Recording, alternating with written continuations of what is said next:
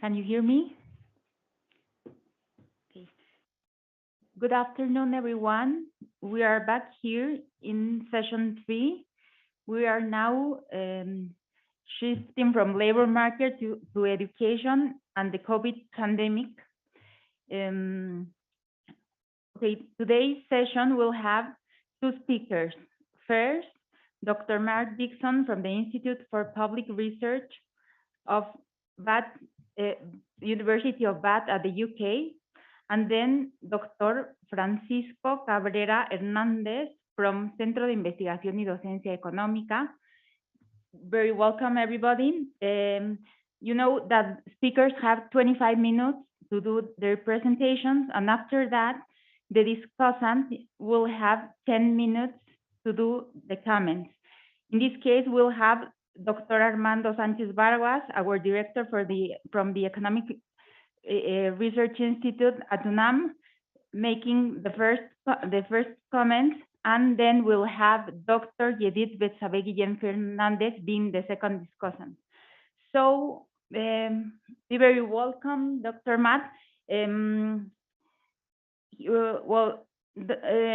Dr. Dixon today is presenting graduate underemployment in the UK. You have 25 minutes to complete your presentation, please. And that's it. The floor is yours. Thank you so much. Yeah, cool. And we did on here. Well, we'll be on there in a sec, I'm sure. So this paper is, on the scarring effect of graduate underemployment. Evidence from the UK is a paper with colleagues from the University of Bath, Michael Donnelly and Kalyan Kameshwara and Predrag Lazatic. Okay, so just by way of motivation, these pictures show on the left-hand side the higher education participation rate. So this is the rate at which young people go to higher education in the UK, and the kind of reddish line shows for undergraduate study, and the grey line is for postgraduate study. And what you can see is from 2006-07, when it starts, there's basically been a steady increase in participation in higher education in the UK. There's a little, you can see that kind of tick down. This is where the fees were trebled from £3,000 per year to £9,000 per year. And so there was an increase the year before, and there was a dip in the year. But then pretty much, if you kind of ignore that tick, you can see the whole line is pretty much continuous upward slope. And we now have 53% of the school cohort will go to higher education before the age of 30. So very high participation. You can see postgraduate is much less, but again, that has been trending upwards from about 8% to about 12%. And the other side of the coin is, because we have a lot of higher education participation, we have a lot of tertiary educated workers, it means we're uniquely kind of, or more vulnerable to graduate underemployment than some competitors. And so the picture on the right-hand side is showing the rate of graduate underemployment, and you can see the red bar is for England and Northern Ireland, and it's about a third. So this is saying a third of graduates in England and Northern Ireland do not get a graduate job when they've left higher education. And you can see we're pretty high up on the list, only a few countries higher, and Japan is the big kind of outlier. So we have this problem of graduate underemployment.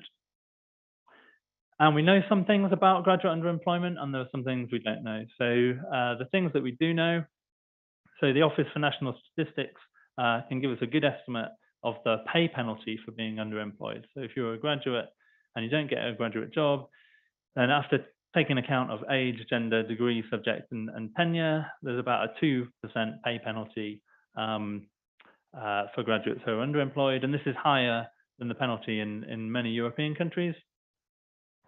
So we know about the extent of graduate underemployment, and we know what the penalty is for graduate underemployment. What we don't know is about the persistence of graduate underemployment. So how much of this is a temporary thing? How bad an outcome is it, basically? You know, what is the impact further down the line? So we can think about persistence of underemployment and potential scarring effects. So we don't know if the persistence is because of a causal effect from the early graduate underemployment to later graduate underemployment, or if this is just a kind of selection story that some people are more likely to be underemployed. So that's what we're going to try and look at in this paper. There's a little bit of previous work on it, but literally one paper that isn't particularly robust. So we don't know about this persistence, and it's an important issue because graduate underemployment has consequences most directly for the graduate themselves. If you've gone to university and you've paid £27,000 plus you've got maintenance loans and things like this, the average student debt is around £50,000 that they pay back over their career. So if you don't get a graduate job, then that has implications for your ability to pay back your loans, has implications for your earnings, obviously, overall, and your career. Has implications for the government because it then tax revenues if people aren't if graduates aren't earning graduate salaries, for the repayment of tuition fees and all these loans and what have you. So how much the government pays towards higher education, and implications for society more broadly and the economy. Obviously, the use of high-skilled labour is an important input into kind of growth in the economy, and so there are kind of the big consequences of skills not being used. So graduate underemployment is an important issue to look at.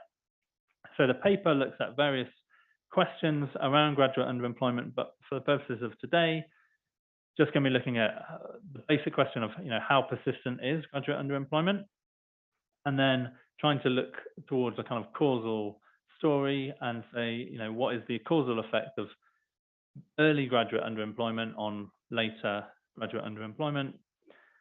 And then I'll just talk a little bit at the end about a new kind of separate paper that is kind of building on this to look at, okay, well, what happened to graduate underemployment during the pandemic? Because our data I'm going to show you for the main paper is all kind of pre-pandemic.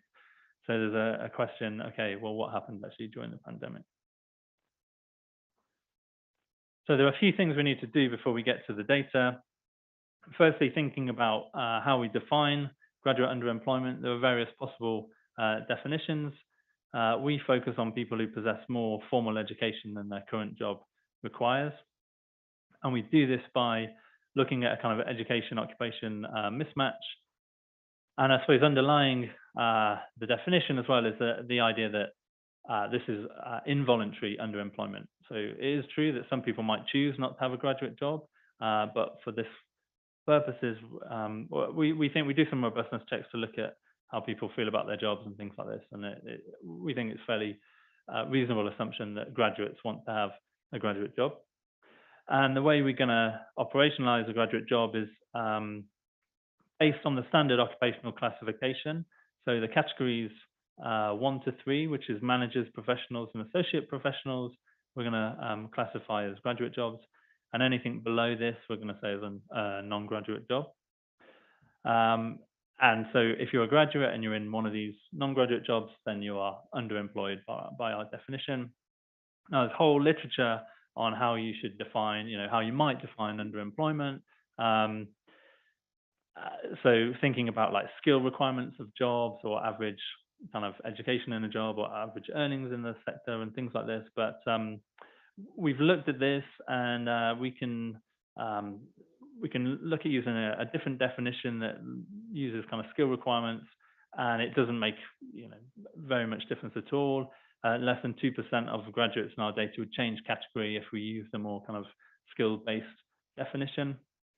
And we spoke to the Department for Education about this work before we started it, and they were kind of like, just use the SOC code definition because that's what is done in the past, and that will help us. So that's what we did. Okay, so to give you some background information on the data, it used to be the case when people left higher education in the UK, they would get a survey. So 6 months after graduating, you'd have this survey, which is called the Destination of Leavers from Higher Education survey. And then a subsample of that survey would then be resurveyed 3 years later. So this was the Destination of Leavers from Higher Education longitudinal. And so what we have done with this data is we've taken the longitudinal survey from 2016 And then we have matched everybody in that back to their initial survey, which is 6 months after graduation.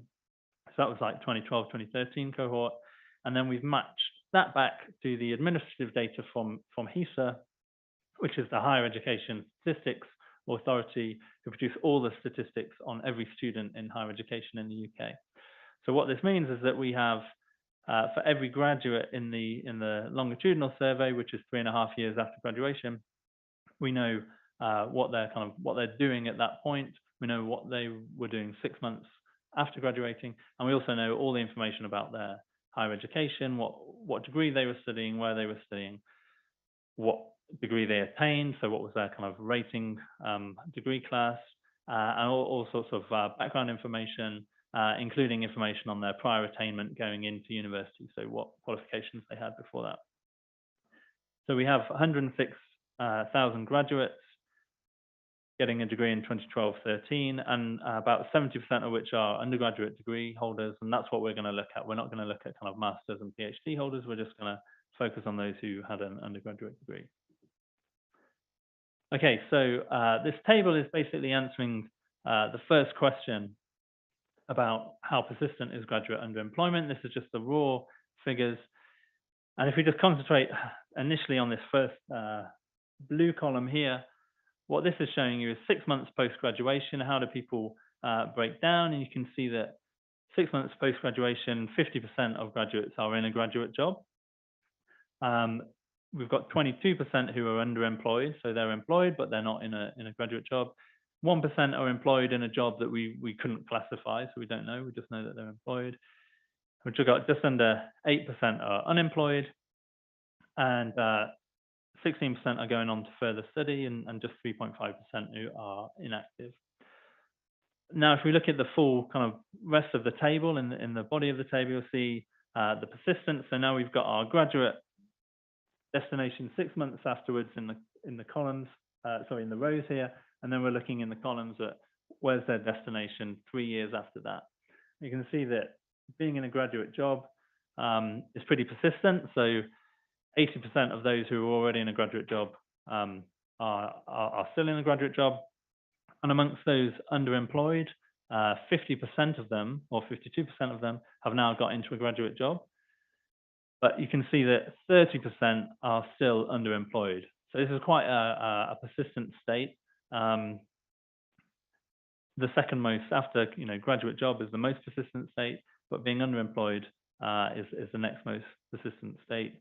And you can see that being unemployed is about 9% are still unemployed, and quite a lot of those. So of the unemployed, almost half have moved into a graduate job, but a quarter of them have moved into underemployment. So there's this kind of relationship as well between unemployment and underemployment. Okay, so in terms of persistence, the answer to the question, how persistent is graduate underemployment? It's quite persistent, right? So 30% persistence there. Okay, so now we want to think about, well, how much of that is the selection of some people are always going to be more likely to be underemployed because of their characteristics, and how much is a scarring effect from the early underemployment to the later. So the way we're going to do this is just a simple kind of linear model where we have yi as a dummy variable for being underemployed 3.5 years post-graduation. And then we've got this vector of states at 6 months. So und6 is underemployed at 6 months. We've got unemployed at 6 months post-graduation, employed in unknown job, inactivity, or further study. And then we're going to control for these various vectors of characteristics. So higher education characteristics, subject, class, prior attainment characteristics, and then X is a vector of kind of background controls. I can just quickly show you. If I can get the mouse on the right place. So I'm not going to read through all of these things, but you can see we've got a very rich set of controls that gives all this information about the type of institution you went to, the subject that you studied, the degree class that you attained, your kind of qualifications going in, and then all this information on gender, ethnicity, about your parents' occupational background, your parents' educational background, the type of area that you live in, and the region and the geography that you live in. So we've got very good controls. Oh, that's not, oh yeah, no, that's not where I wanted to go. Hold on, let me go back again. Okay, we're back. So we've got very good controls, but there is a limitation that essentially the model is selection on observables. So it's still, even with all these controls, arguably it could be that unobservable characteristics are driving the relationship, making you more likely to be underemployed after 6 months, and also more likely to be underemployed after 3.5 years. And so that's a limitation, but I'm going to show you this Oster-Bounds analysis shortly, which suggests that actually there is a scarring component, so that there is a causal effect from the first time point to the second. Okay, so here's the results of running our model, and you can see column 1 is the initial estimation, where we just have the dummies in for the states at 6 months, with being in a graduate job being the kind of default category. And you can see that if compared with being in a graduate job after 6 months, if you're underemployed after 6 months, it increases your probability of being underemployed 3 years later by 29 percentage points. As we add controls in, first of all for higher education, then for prior attainment, and then for background, you can see that it drops down quite a lot once you've got the higher education controls in. It doesn't change when you add kind of prior attainment before higher education. And then when we add in some background controls, it drops down, but only a little bit. So with all the controls in, it's telling us that being underemployed at 6 months compared with being in a graduate job at 6 months increases your probability of later underemployment by 24 percentage points. And kind of the base risk for the graduates is about 8 percentage points. So it's a big increase, right? To go from 8% risk to like add on 24 percentage points. So it's a big impact. Okay, so we worry about this kind of selection issue, that maybe it's unobservables that are driving the relationship. So the aim is to estimate the causal effect of early underemployment on later underemployment in the presence of unobserved variables that would otherwise be confounding this relationship, so we can get at the causal relationship.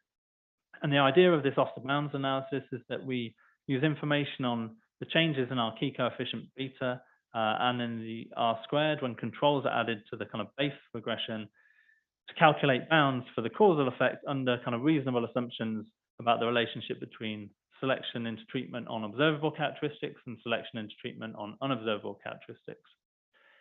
And what that gives us is a bounded estimate for a range of plausible values of the R-squared that we might be able to achieve should we be able to include all these relevant unobserved characteristics if we were able to include them in the model. Okay, so to give it more detail, so this is the relationship where we use this information on the R-squared that we get from the uncontrolled regression, which is the kind of R dot, the R-squared that we get from the controlled regression, which is the R tilde. We make an assumption about what the maximum R-squared we could get if we included all the unobservables. And then this delta parameter is capturing the degree of proportionality in the ratio of selection on unobservables to observables. So how important are unobservables compared to observables when it comes to selecting into the treatment? Okay, so we run these two regressions. We run the basic regression without the controls, and we just got the treatment. We run the regression, our main regression, with all the controls in, and then we get out these parameters. This is what we get if we run. So this is from the earlier table. We were getting, the uncontrolled effect was 0.29. The controlled effect is 0.241. We've got these values of the R-squared. We can plug those in to the formula, and that's going to give us our kind of bounded estimate. So we have to make a decision about, okay, well, what do we think is the maximum R-squared we'd get if we could control for all of the unobservables that affect selection into treatment? And Emily Oster's suggestion is that you should use like 1.3 times the R-squared from the controlled regression. So we do that. And also we need to make an assumption about how important do we think selection on unobservables is compared to observables. And we're going to, again, make the recommended assumption, which is that unobservables are as important as observables. So we set delta equal to 1. Okay, so this is what happens when we do that, and you can see the columns are showing when we change the R squared max. So the blue highlighted row is what we think is, these are the kind of recommended parameters from OSTA with a 1.3 times the R tilde. And we can see that, so that gives us a bounded estimate, an estimate of 0.183 for the lower bound. So that gives us a bounded estimate of 0.183 to 0.241, which is the estimate from the controlled regression. I can see that, okay, we can be more conservative and think about a higher R squared. So if you go 1.5 or 2, but even still, we still get a lower bound, which is above 0, and our kind of interval doesn't include 0 in any case. And the final column of the table, this 2.197 here, what this is doing is saying, instead of saying, right, we're going to assume that unobservable selection is as important as observable, we're going to say how much more important would selection on unobservables have to be compared to observables to make our beta equal to 0. So if really there's no relationship between early and later underemployment, no causal relationship from one to the other, if that was the case, how much more, so everything's being driven by selection on unobservables, how much more important would that unobservable selection have to be compared to observable to make this 0? And it's telling us that basically it would have to be twice as important as selection on observables. And given that we have such a rich range of relevant variables, we think this is pretty unreasonable that somehow there's some unobservables that are just twice as important as all that observables. So that's what we just say here, that none of the bounded estimates for R squared, none of the intervals, estimates for beta include 0, whatever the kind of R squared that we choose as the maximum. And that, yeah, it would have to be an unreasonable degree of selection on unobservables to be driving all of the results. Okay, so the conclusions and kind of policy implications from this part of the paper say that we've got this very strong relationship, and going through the kind of the model suggests that even if we have the bounds estimate and take the lower bound, that there is a scarring effect of early underemployment on later underemployment probability of 18 percentage points increase. And as I say, that was compared to a base of 8%. So it's a pretty high effect. And implications-wise, it really just highlights the importance of that transition from higher education to the graduate labour market. In a way, whether it's the scarring effect or just heterogeneity, in some sense, it doesn't really matter, because the important thing is you need to get people into graduate jobs, because we know that in a graduate job, you're then getting more training and progression. And so it's important here because we found that there is a scarring effect, so there's going to be negative impacts down the line. But even if it wasn't, we still think it's just really important to get people into graduate jobs, which presents a real challenge for career services and the higher education sector, because the underemployment effects are as large as unemployment effects. So in the regression, the impact of being unemployed on later underemployment is the same as the effect of being underemployed, but 3 times more graduates are underemployed after 6 months than are unemployed. So it's a much bigger issue than graduate unemployment, but has the same kind of negative effect on your chances of being in a graduate job 3 years down the line. So it's a really big challenge for the sector. I think I only have a couple of minutes left, right? So I'm just going to very quickly talk about this next paper, which is trying to say, okay, well, what happened during the pandemic?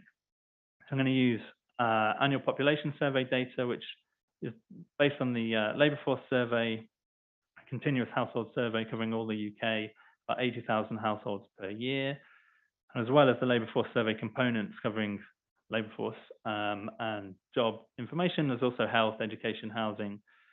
So I'm just going to compare, mostly it's all unconditional, just looking at how do graduates and postgraduates compare to those who have only the kind of age 18 kind of upper secondary school qualifications. And I'm also going to include a line to show what about people who only have high school qualifications, all limited to people aged 21 to 30. Okay, and it's covering from April 2019 to January 2022. So we get a little bit of pre-pandemic and then the pandemic time. So I'll just show you for underemployment. What you can see is that we've got about 20% underemployment for graduates, which is pretty similar to what we find in our paper. And you've got a lower underemployment rate for postgraduates. But you can see for the start of the pandemic, the gap between them is pretty stable. But what we do get in 2020, from the end of 2020, start of 2021, we get this increase for graduates. So by the end of the period, the gap between graduates and postgraduates is pretty much doubled in size. So it's like a 20 percentage points gap. So something's gone on during the pandemic. Clearly, postgraduate education has provided an extra level of kind of insurance against job loss or underemployment loss, rather, underemployment during the pandemic. So that's the kind of basic picture. Allowing controls for things. The first column here just shows, okay, I'm just interested in the time trend. And you can see that it has been like a significant time trend. This is for undergraduates only, so excluding the postgraduates. There's strongly significant time trend going on, even when we've accounted for age and ethnicity and gender of the graduates. It's not being driven by a change in the characteristics of graduates over the pandemic. And the second column just shows us that premium for postgraduates at the start is about 10 percentage points, but there's a significant interaction between postgraduate and the time trend, and that's what we saw in the picture. Really, you can see that this is not the same time trend. You're getting that change, even conditional on characteristics. In the final 60 seconds, I'm going to say, just show you, okay, so that's what's happened to underemployment. This is something we're going to do some more work on. What about other things during the pandemic? So this is employment, and again, red line is the graduates, bluish grey line is the postgraduates. Non-graduates are the ones with the upper secondary school qualifications, and the yellow line is the low educated. You can basically see that employment-wise, things, there's a ranking as you would expect. Postgraduates higher employment than graduates, who have higher than A-level holders and then higher than the low educated. But essentially, things are pretty stable throughout the whole pandemic. No real big changes in the rankings. Unemployment, this is very messy, I appreciate, but essentially the kind of the lowest educated have the highest unemployment rate, as we might expect.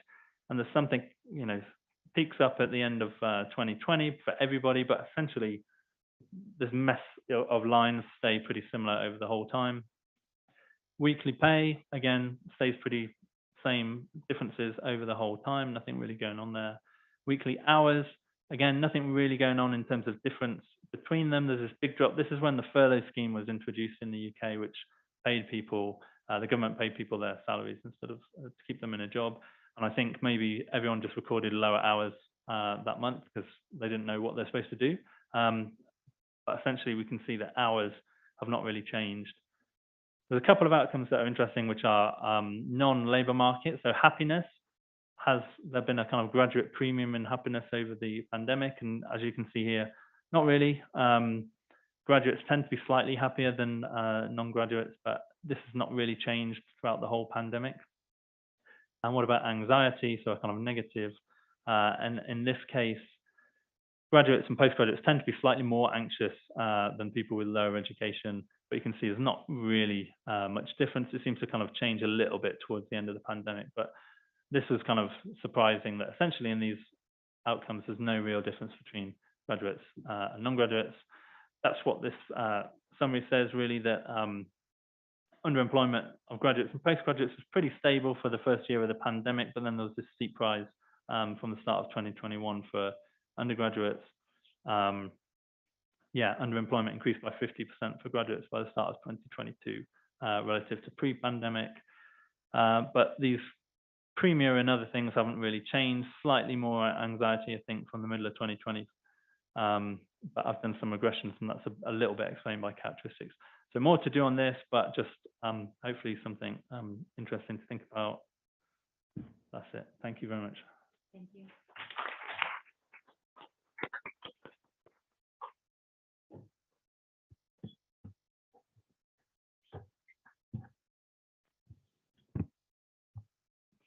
So I really like the paper, Matt. I think it's a good approach. The question is extremely important. How persistent is graduate underemployment, conditioned by previous underemployment. So I think that the results are good, are informative, and I think they could be used for policy design, although they need some extra work. Maybe in the next stage you presented at the end of the PowerPoint, it's the right path to follow. I just have two questions. The first one is, did you introduce some kind of price for labor, like wages in the control variables, or something like that? Because I saw that there are it says that there is a list of controls, but I didn't see some kind of wages or something like that in the model. That can be an omitted variable if it is not inside the model. Then for the in order to ensure that the results are even more important, I think that you could even try maybe some kind of two-stage estimation method to see the sensitivity of the results. Two-stage, maybe, I don't know, an instrumental variables or something like that, so that if you get the same results, you can report in the paper that you have done the sensitivity analysis.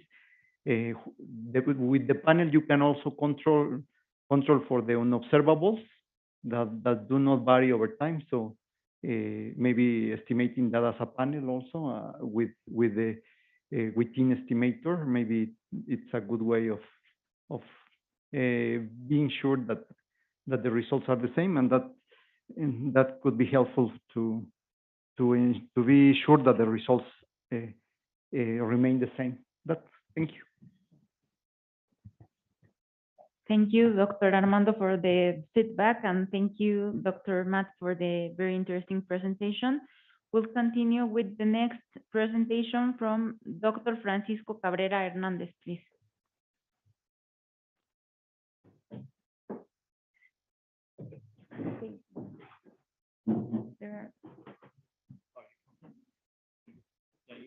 You can have.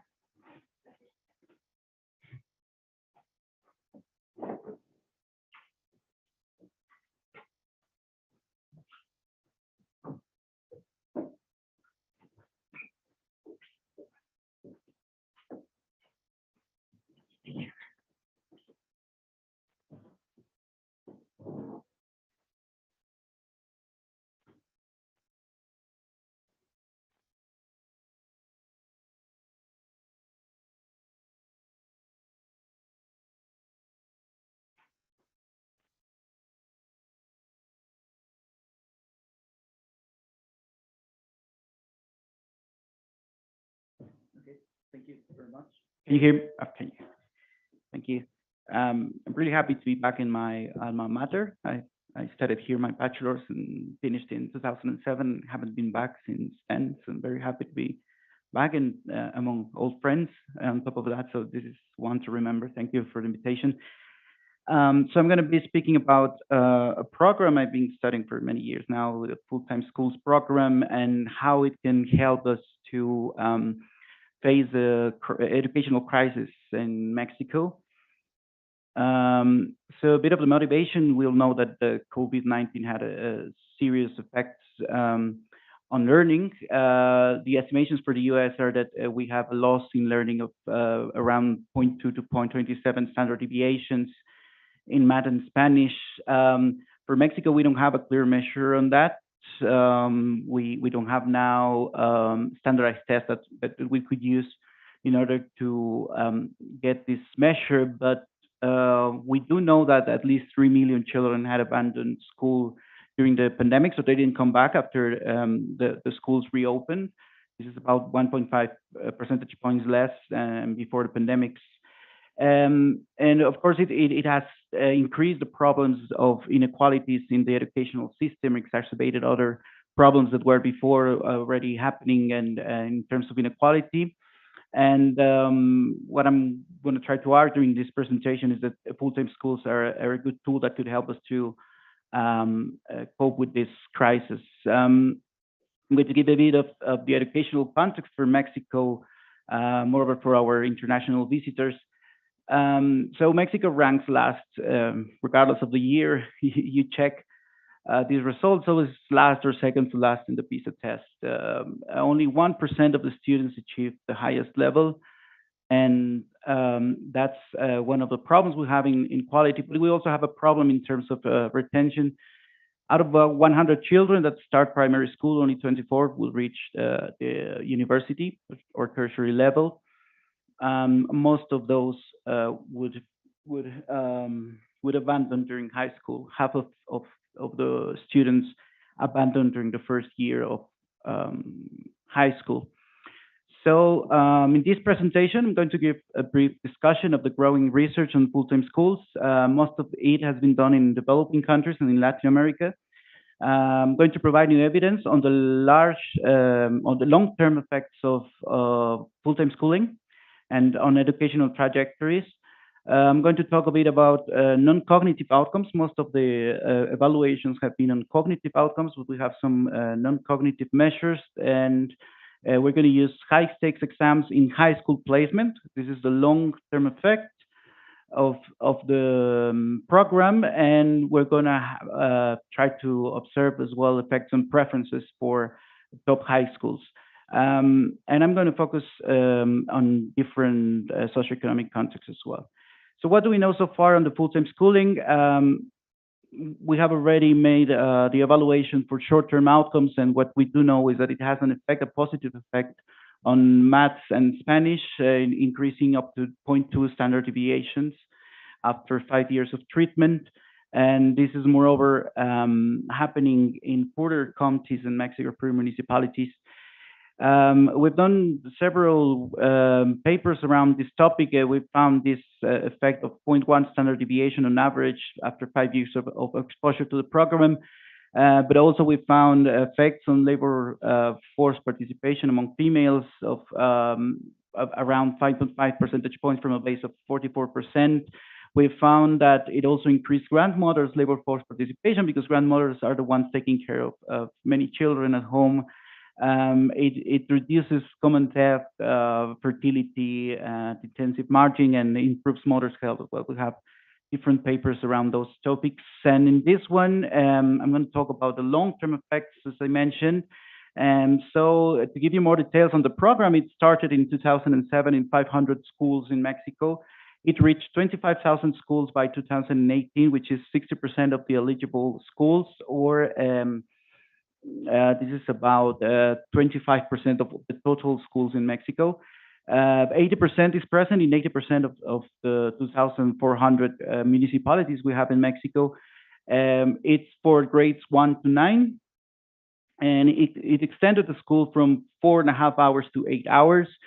And it invested a lot of in educational inputs, money, staff, teachers, and infrastructure, because now the children had to stay there the whole day. So they needed a kitchen, for example, so they could have meals inside the school and so on.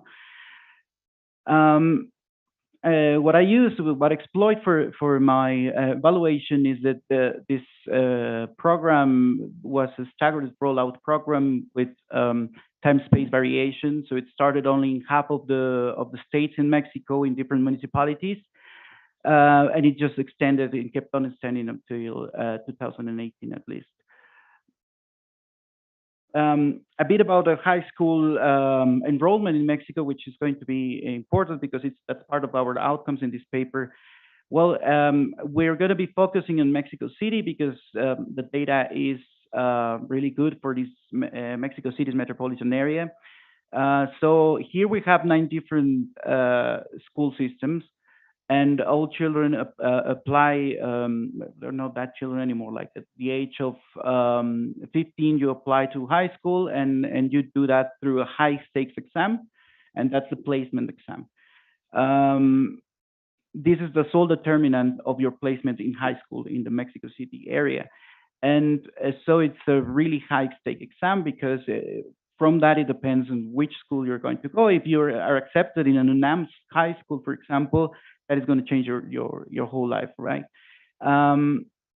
So top applicants are ranked and they're assigned to their top preferences in that order. And in Mexico City, that's another characteristic. There are more places, more spots than applicants. So it's not a matter of access, it's a matter of really sorting you out according to the quality of your exam. So our data is going to take advantage of all these different variations. So we have individual level data and school level data from the Ministry of Education and from the commission that applies this high-stake exam in the high school. So we link the information at the individual level. We have the low-stake exams. They apply when they're in primary school in 3rd grade. And so this way we can identify children at the individual level. And then we have the high-stakes exams when they are applying to high school. So we can track students about probably 8 years later. And in this data set for the high school application, we have their preferences over high schools, demographic information, and self-reported non-cognitive outcomes. That's disadvantage. These are self-reported outcomes, but we still use them as an outcome. At the school level, we have information on the school's infrastructure, number of teachers, and of course the participation in the program, if they are enrolled in the program or not. We have the share of progressive students as well, so this way we can check if the effects are higher or not in poorer schools relative to richer schools. So our sample is going to cover the universe of students who attended elementary school in the Mexico City area, who took the enlace test during 2007 and 2013. This is in the primary school level, and then they take the high-stake test between 2010 and 2029. I'm not going to abound much on the descriptive statistics. I'm just going to tell you that full-time schools are different. They tend to be in richer municipalities. They tend to be bigger, have more teachers. So this was not randomly assigned, not at all. So there are observable and unobservable differences between full-time schools and non-full-time schools. So we have to take that into account in our methodology. So our identification strategy is based on this rollout and staggered implementation of the program. So we exploit a cohort-by-cohort variation in students' exposition to the program during elementary school. So we have our dependent variable is going to be the composite test score of high school application. We have elementary school fixed effects, cohort fixed effects, an indicator of if the school is enrolled in the program or not, and a vector of student characteristics, including many variables, but some of them more important are gender and mother's education, and some variables about the municipalities in which the schools are located. We also show the dynamic effects of the program after some students were exposed 1 or 2 years in the primary school to the program, some others during 6 years. So we have different intensities of treatment, so we can model this as well. And so we present an event study designed to show the dynamic effects of the program.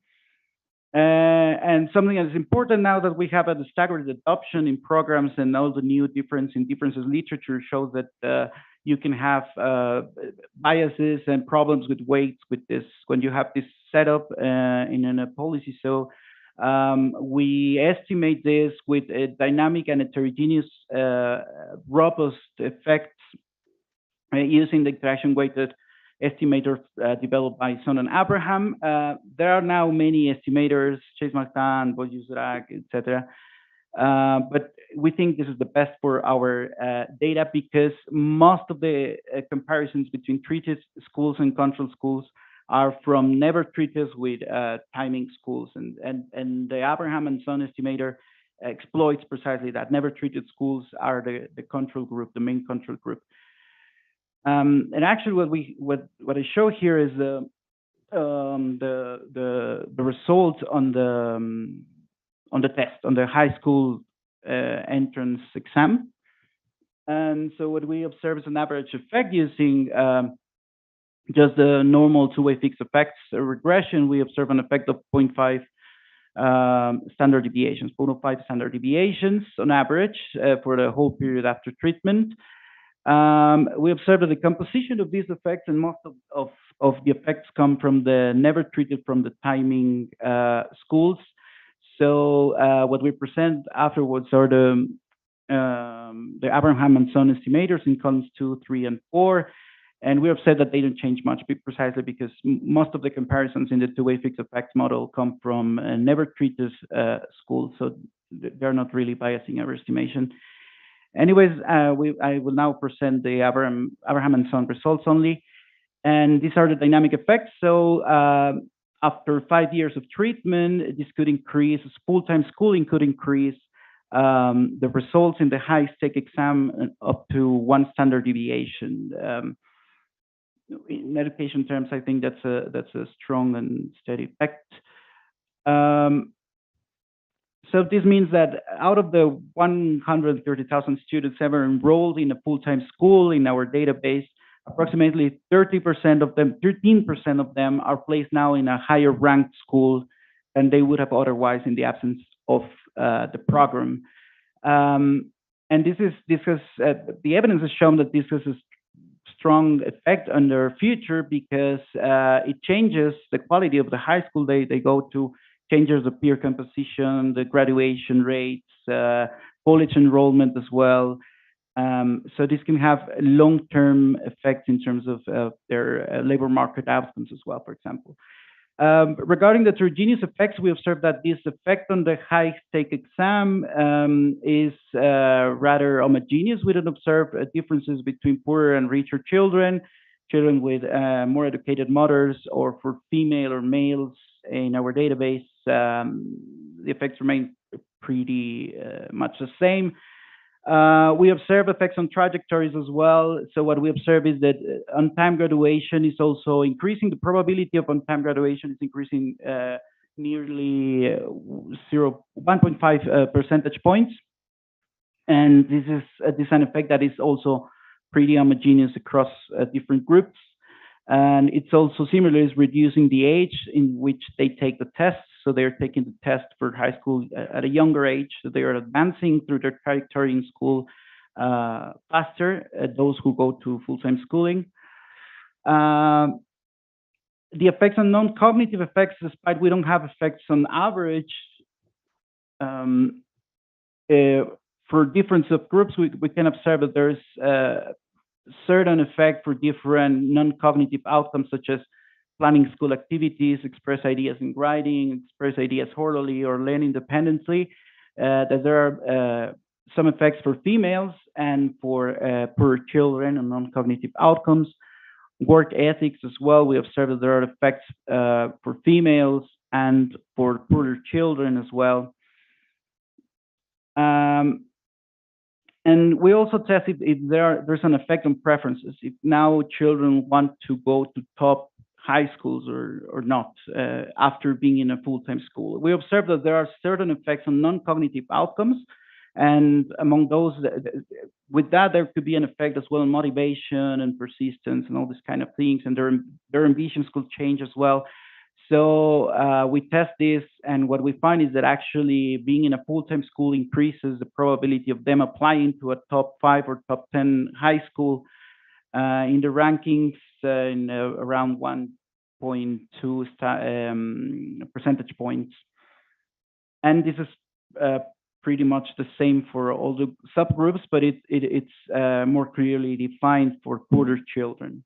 So it's increasing the probability that poorer children are applying now to top high schools. You might be wondering if there is some selection problems, because you're losing students across time, and also full-time schools would affect their decisions. Some of those students probably now, if they are doing well in school, they would want to go to private school, or they could move out from Mexico City. So you could be having some selection issues across time. So what we do this in order to cope with that is that first we test if there is a change in the test taking probability, and we actually observe that now more kids are taking the test if they go to a full-time school. So it would be interesting to know which kids are now taking the test in a bigger proportion.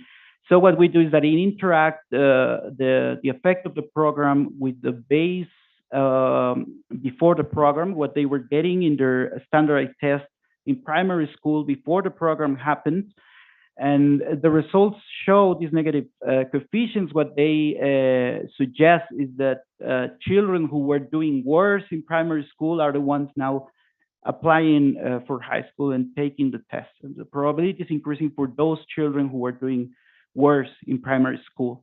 So in that case, our estimators will be a lower bound. So we have now more children from with worse results in primary school applying and doing the high stakes exam for the high school. Given this, the next thing we did was we calculated some bounds similar to it. Matt did, but these are the Lee bounds. And so what this will show, what we do is we just keep the 25 top students in the primary school exam, and we do our computation with that sample. That would be biasing our estimators downwards. It would leave them around 0.05 standard deviations after 5 years of treatment. And this would be just keeping the students in the 25 lower 25% lower percent in the test, in the composite test score of primary school. And for them, the effect would be larger, reaching 0.15 standard deviations after 5 years of treatment. So the conclusions are that full-time schools have long-lasting benefits on children, positively affecting short-term test scores in primary schools, and then are also affecting the probability of graduating from middle school on time, high school admission test scores, the subsequent placement, and the preferences they have for high quality high schools or middle schools. High schools. The effects concentrate on females and poorer children, moreover those for non-cognitive skills. The effects and preferences for top high schools concentrate also in poorer children. And so what we argue is that this program could be expanding. This program could be a good option in moreover in Latin America, where there's been other pilots of these programs running as well in Chile, in Colombia. Could be a good alternative for the post-COVID crisis we're facing in terms of education and learning.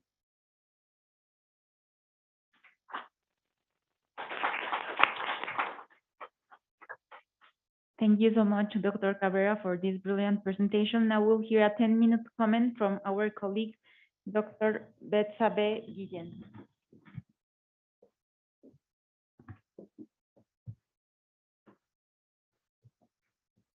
Good afternoon. Thank you for your presentation. My comments are mainly divided into sections. Firstly, I'm going to speak about the importance of this research. And secondly, I will mention future directions that might be considered from Dr. Cabrera's study. Currently, in the COVID era, it is important to know the number of children who have dropped out of school at the different educational levels, as in the data indicated in this study of 3 million children who have dropped out of elementary school in Mexico. Also, it is important to carry out studies about the effects of the pandemic and who are the most affected children, to promptly inform public policy and try to reverse the results of abandonment. So I found in this presentation that Dr. Cabrera has approached this study through a quantitative analysis and obtained important figures regarding positive effects of full-time schools to face the negative effects of the COVID pandemic on children's elementary school attendance through considering some socioeconomic determinants. He addresses as well the deep inequalities in the educational system in Mexico, which has been increased due to this pandemic. So you obtain important estimates with this model by considering some disparities. However, I would like to state a couple of questions for Dr. Cabrera regarding the effects on trajectories. The first is whether you consider variables related to durable goods in the home or the availability of a computer or internet access. And if you have considered income poverty or multidimensional poverty, as the last one gives a more comprehensive or a wider picture of children living in poverty. Also, food deprivation is highly related with children living in poverty. And I think it is important to include these variables. So possibly trajectories might change or would be even worse. Secondly, for future directions of or future research, the questions might be whether the absence of study is definitive or temporary, because the absenteeism includes elementary, secondary, and high school students. That is, those children and teenagers who should be studying the mandatory education in Mexico. For instance, OECD states in their report called Education and COVID, focusing on the long-term impact of the school closures, and I'm curing them that during this time, distance learning solutions were implemented to ensure education continuity, and much of the current debate focuses on how much students have learned during school closures. However, while these potential learning loss may only be temporary, other elements that happen in this absence of traditional schooling, such as the curbing of educational aspirations or the disengagement from the school system, will have a long-term impact on students' outcomes. This OECD report also states that there is another issue on the students who continue to learn during the school closures, the so-called the extensive margin, which refers to the share of students engaged in the educational continuity solutions. For example, distance learning solutions are often associated with attendance challenges and higher absenteeism. So this is important because in Mexico, there is a low proportion of children living in households with internet access and computer, for example, and in this era of digitalization, I consider it is important for all Mexican children to have opportunity to access to internet, even for the extended school days for the post-COVID era.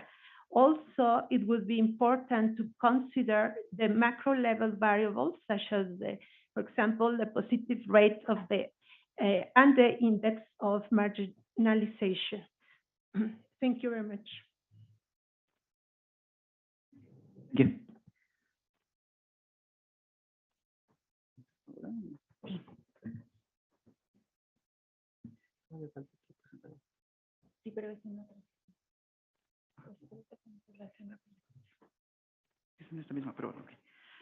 thank you for your comments.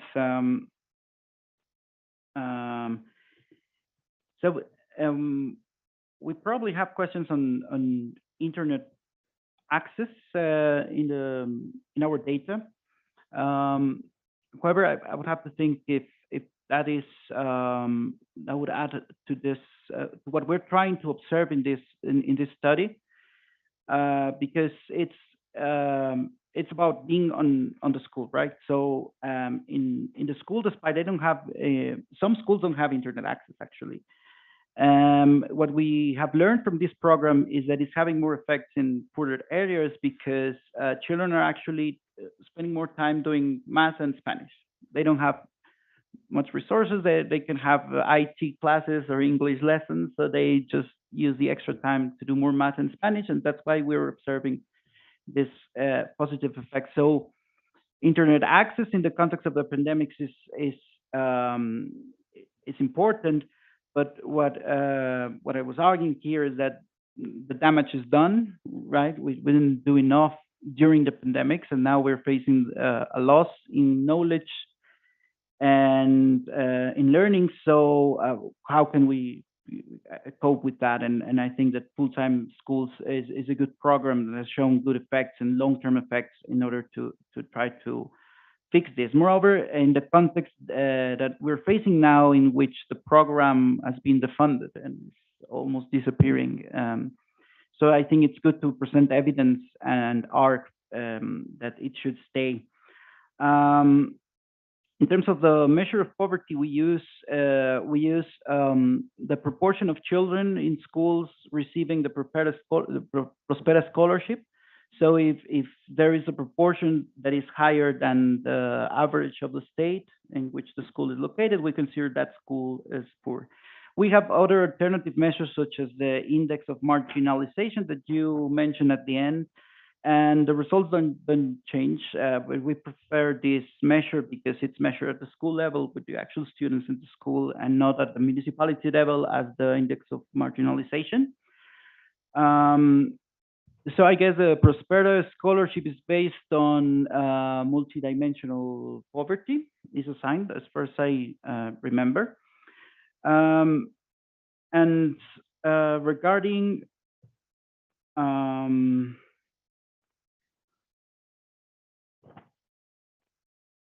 regarding yes, the absenteeism, if it's temporary or not. Unfortunately, in the case of Mexico, most of the children that abandon school, moreover in secondary school, in the transition from secondary school to high school, they don't come back to school. In primary school, you have certain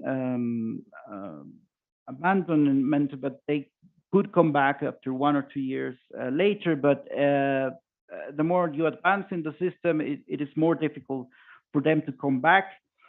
And I don't show that in this paper, but in previous evidence, we've shown as well that it is reducing dropping outs from school.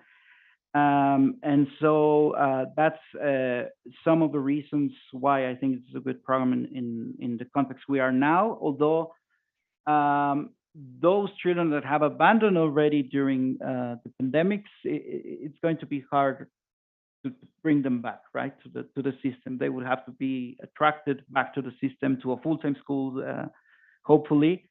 And that's a challenge, I think, that would require a different solution. Thank you. Thank you so much, Doctor.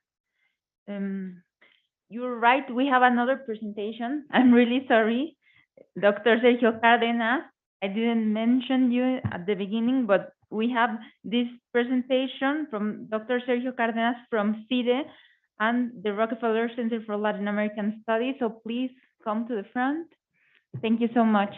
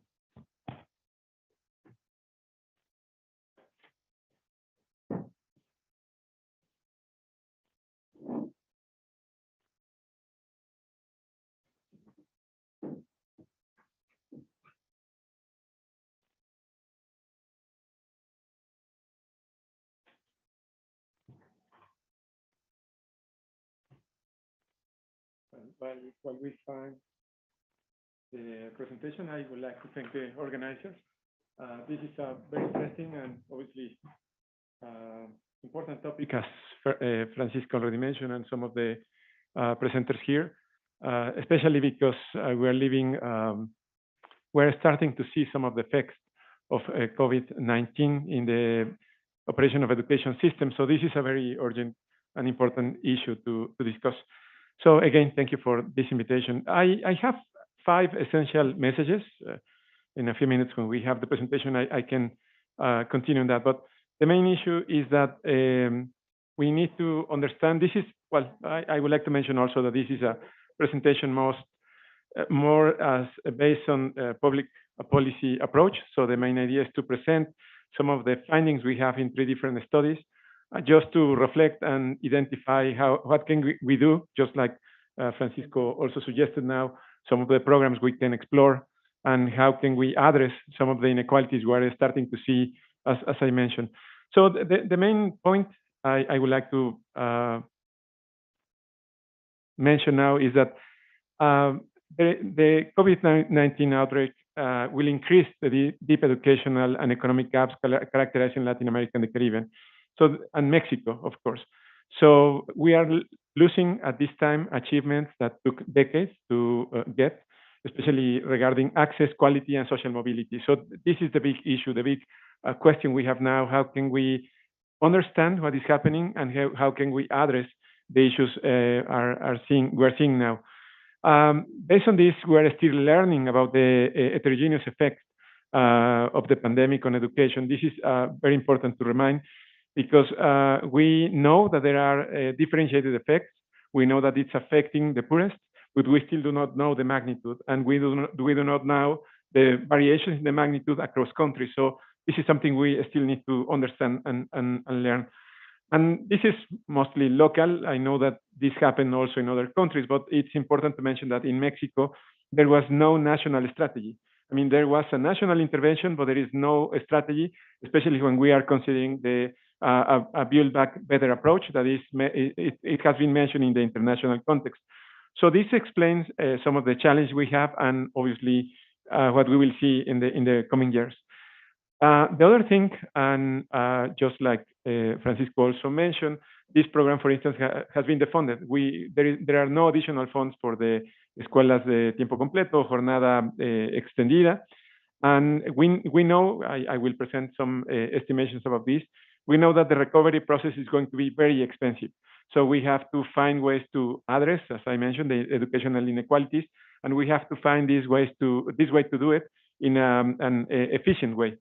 And there is another question, obviously more optimistic for some groups, who mentioned that perhaps there is an opportunity to transform the education system, or not just the Mexican education system, but other education systems. So we conducted 3 studies. At some point we will get to that, but one study was during the pandemic. This was a big challenge because there was no data. That was one of the main limitations. This has been changing in recent years. We have now estimates about the learning loss using national surveys and some surveys that had been administered during the pandemic. But our first study was during the pandemic. We used available data. We know that there were a lot of restrictions because samples were very different, what we were used to. The collection process changed. And we also found that data was changing almost every day, especially about the interventions and programs. We also conducted 2 studies once the schools reopened, and we decided to do this to better understand what happened during the pandemic. We addressed 2 issues. One is a difference between public and private schools. We consider the pandemic was an opportunity to see how inequalities evolved. And also we try to understand, now that we learn about the learning loss, we need to learn more about what was happening within the schools. So we conducted another study. It's qualitative, but we really wanted to know what teachers experienced during the pandemic. As I mentioned, this is mostly secondary analysis of national and local surveys.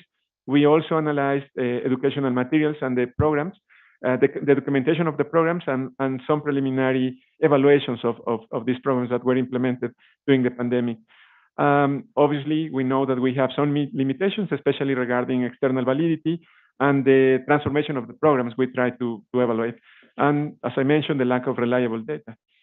Well, the first point to understand some of these findings is that we faced, before the pandemic, huge pre-pandemic inequalities. I think this is important to remember. A few days ago, or a couple of weeks ago, it was published one paper talking about this, and they explain, or they remind us, that over 1/3 of the global youth of secondary school age do not attend school at this time. I mean, this was before the pandemic. So you can imagine that inequality now and how that increased after the pandemic. Thank you. I think we're ready. Okay. We should be. Hopefully it's working. I think it's working. No, that's fine. Thank you. So I was mentioning this, 1/3 of the global youth of secondary school age is not attending a school was not attending a school before the pandemic. And the other issue is that among those who attended the school, 62% of them do not reach basic skills. So this is again just a reminder where we were before the pandemic, and now because of the pandemic, we're in a worse situation. Attendance at low quality schools will not solve the problem. That's obviously a conclusion of this study. And the other thing that it's important to remember that this is not an issue just for the non-developed countries or low-income countries. This is an issue for every country, because even developed countries have not completely solved quality challenges. So they really do not, they are not able to distribute educational quality in an homogeneous way to the whole population. Negative impact, I will not address this, but we already know around 1.6 billion students were affected worldwide. They find, this is a review of 24 different studies. We know now that the average learning loss is about 0.13 standard deviation. There is a mistake here. One school year is equals to 0.33 standard deviation. So this is just to give you an idea about the negative effect we have. There are two estimations for Mexico, depending on the conditions they consider. We could face a loss of about half a school year to one school year if interventions were effective. And if these interventions were not effective, we will face around one school year or 2 school years. So that's the size of the learning loss in the case of Mexico. So again, this is just the distribution of this, but this is important, and I think that's part of the concern we have now, is how there are heterogeneous effects. The yellow line, as you can see, is for the richest and the poorest. So the point, this was in 2020. We still didn't have a lot of information, but they were forecasting how the negative effects of the pandemic will be different depending on your socioeconomic status. This is mostly for the colleagues who are not from Mexico. This is basic information about Mexican education system. We have around 37 million students before the pandemic. 30.4 million of these students were enrolled in compulsory education, mostly publicly funded. Francisco also raised this point. Only 1% of Mexican students achieve top performance level, and 35% of evaluated or assessed students did not achieve the minimum level of performance. So this is the issue we had, again, before the pandemic. These are dropout rates, and during the pandemic, we have like 6 different estimates of dropout rates. So this can give you an idea about the challenges we have to understand the problem. The first was a guesstimate, and it was difficult to find the actual source of information. It was a press conference where they mentioned, well, we think that around 10% of the students are already out of the school at this time. So we work on that dropout rate. We didn't have until later better information, but at that time, that's the only information we had. So the main strategy in the case of Mexico was the learning at home program. This was educational television, TV mostly. There were also some radio programs and printed material. Depending on the access you had to technology or not, you will receive different treatment. The lockdown was like in almost every country in March 2020, and there was limited access to information about the program and about the implementation and the preliminary results. The TV programs were broadcast on different channels, repeated during the day. The course content was published also in a website later in the pandemic. And also teachers were supposed to keep contact with the students through phone calls, text messaging, video calls, and digital platforms. This was the main response from the Mexican government. However, one of the main issues, and this is just an example, the first consequence of this program was reduced instructional time. We can see in this table how the official curriculum considered, for instance, 3 hours in preschool daily, and because of the design of the educational TV, they had access just 1 hour. In the primary school, they were supposed to get 4.5 hours of educational activities. because of the program, now they had 2.5. This is, again, just to give you the context about the difficulty. Now, what happened during the pandemic, this is based on a national survey that was administered during the pandemic. Around 70% of the teachers mentioned that parents were not able to provide support to students. Obviously, this is different for the low SES students. 51% of teachers consider online activities to be boring, so they didn't manage to get attention from their students. They didn't get technical support or professional development activities. And we had different figures about the dropout rates. Again, this was national data. Another thing we found in this study is that there were huge variations across states. This is part of the study. We can share this, of course, but the main idea was to show how, depending on the state you were living, you will have different access to educational interventions. The other issue is that the explanation for dropout rates were changing during for students who were enrolled in the school year 2019-2020. Most of them were mentioned that the main reason to be out of school was COVID-19, a general response. But for those who were enrolled in the 2020-2021, they mentioned economic conditions, lack of financial resources. So this is a change, I will say, in the perceived cause of the dropout rates. And this is just difference across education levels. So the main message in the first study, I would like to point out this, is that we will have a lot of dropout students, and now we have to consider in non-formal education strategies. So what we estimate was the investment that Mexico will need to provide adult education programs for all these students who drop out. And we consider 6 different estimates of dropout rates. I already mentioned that there were a lot of differences. And just to give you an idea about the amount that should be invested, considering the current investment in adult education is around, in the highest estimate, is around $665 million just to provide educational opportunities to those who drop out from the education system. So again, this is just to sensitize or to provide some data about the challenge we have ahead. And just to, again, give you an idea, to provide a comparison, this is the number or the ratio of total cost of reinserting students based on the current budget, federal budget allocated to INEA. INEA is the national agency in charge of adult education. So in the worst case scenario, we will require around 6 times the current budget to adult education. So again, this is the main idea of this first paper, was to provide some context, and that's the information we had at the moment in 2020. In 2021, 2022, what we were trying to do is to learn more about the inequalities. In this case, we focus on the differences between public and private. And the main difference here is that private schools or students enrolled in private schools had better conditions. In this case, they were able to get access to devices, technological devices, computers, laptops, or smartphones. And there is a significant difference across students enrolled in public schools and students enrolled in private schools. And the other thing we can see also is that in the first case, they had to share a device. In the qualitative part of the study, we learned that this was a huge problem for families. They had to share the TV, they had to share one laptop or a computer. So obviously, this is going to be reflected in the estimates when we learn more about how they learn during this period. And the other thing we explore is what happened between private and public schools, students who were enrolled there. And we learned that students enrolled in public schools pre-pandemic were less likely to enroll after the pandemic.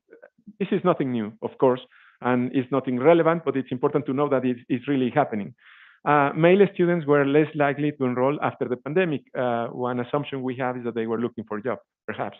Obviously, we cannot prove that. We do not have the information. And we find another association. Time spent studying was positively associated to enrollment in private school. Again, this is just a description. There is no cause in this study, but we were trying, again, just to explore what happened during the pandemic. And the last study, we were focusing, or we tried to learn, I mean, we already know that there was an effect on learning, and we already know that there were differences during the pandemic. So we were trying to understand what happened with teachers. So we went and interviewed teachers just to learn the decisions learn about the decisions they took during the pandemic. And in this case, they mentioned like 6 or 7 causes. I just choose 3. But the main issue was the quality of the government intervention. They mentioned that learning at home contents were very fast, explained very fast, and it was almost impossible to follow this program. So there was an issue of design regarding obviously there was an issue of quality of this educational strategy. The other thing they mentioned is that families with more than one student, they had a lot of issues regarding overlap schedules. So the Mexican government created or opened these channels, but they broadcast the TV programs during the day. But of course, parents had to work, and children didn't have access all the time. So there were huge issues among families who had more than one student. And obviously, other thing very obvious, but again, it's important to remind it that the digital divide was there. There were virtual meetings, but out of 34 students, only 10 attended. So again, this is nothing new. We can see this in other countries, but this is going to be part of the explanation of the challenges we will face in the coming years. There were other 2 issues I found very interesting. One is how they decided to pay for prepaid plans in the case of internet. So it was very interesting because they decided to do not use their video option during the video conferences. And this was the main explanation was because they wanted to save data and do not have to pay for this more often. The other thing that teachers mentioned is that they had to, some students were missing 2 or 3 lessons, and when they asked students why they were missing lessons, it was because they didn't have money to pay for these prepaid plans. So again, this is nothing new. We knew about this, but it's important to see it with a little more of evidence, and also, again, to reflect the kind of challenges teachers face and how the education system has to improve and think on different interventions to address all of these problems we face as an education system. So the next steps is just a few comments. Obviously, reliable data is a priority. Some states are already administering some tests. This is good news. We will have some information about the performance of a student. The national government administers a test, but this is still not public as far as I know. We still need to design and implement and evaluate. I think there is going to be an important opportunity for impact evaluation of the different programs that the states and the national government is going to implement to address some of these issues. We need to think about adult education and flexible learning opportunities. This is going to be a huge issue, or at least that's what we think in the coming years. And also, we need to consider in a lifelong learning approach, we need to include more actors, and we need to think on different pathways, learning pathways. So not just the formal education system, we need to improve and strengthen the non-formal education system. Final comments, again, reducing unfair conditions must be a permanent guiding principle during the implementation and design of new policies. We need to avoid the simplistic perspective of schools are open and it's just business as usual. This is a huge issue in many education systems, especially because we have learned that there were some, they call bubble strategies, where the school formally reopened, but only, I don't know, a third or a fourth of the students enrolled attended every day. So at the end, the school reported that was open, but the number of students attending was not the total number of students. We need to raise awareness about the public education budget. As I mentioned, this is going to be, it will need to increase in the coming years. And perhaps, again, this is the optimistic note, that there might be a window to promote significant transformation of the system. In some sense, the system were used to inequalities. That's what we observed before the pandemic. The pandemic made this very public. So now we have an opportunity to reflect and learn about how the evidence and how the different programs that will be implemented in the coming years may help to address these inequalities that, as I mentioned, are not new, but now are deeper inequalities. And that will be the presentation. Thank you.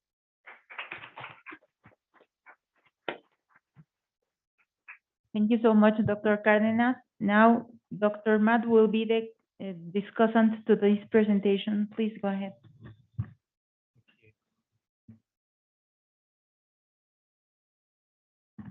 Thank you, Sergio.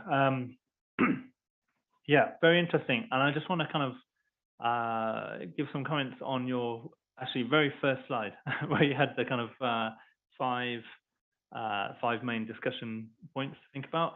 And I find it really striking. There's real similarity with the Mexican situation and the UK situation, because we are obviously we're dealing with the same sorts of questions about learning loss during the pandemic and kind of national recovery program and inequalities and how this is going to exacerbate existing inequalities. So your first point was about the impact of COVID-19 to increase the deep educational and economic gaps in Latin America and Mexico, and that these achievements that have taken decades to kind of achieve are going to be potentially vanish, just because of the pandemic.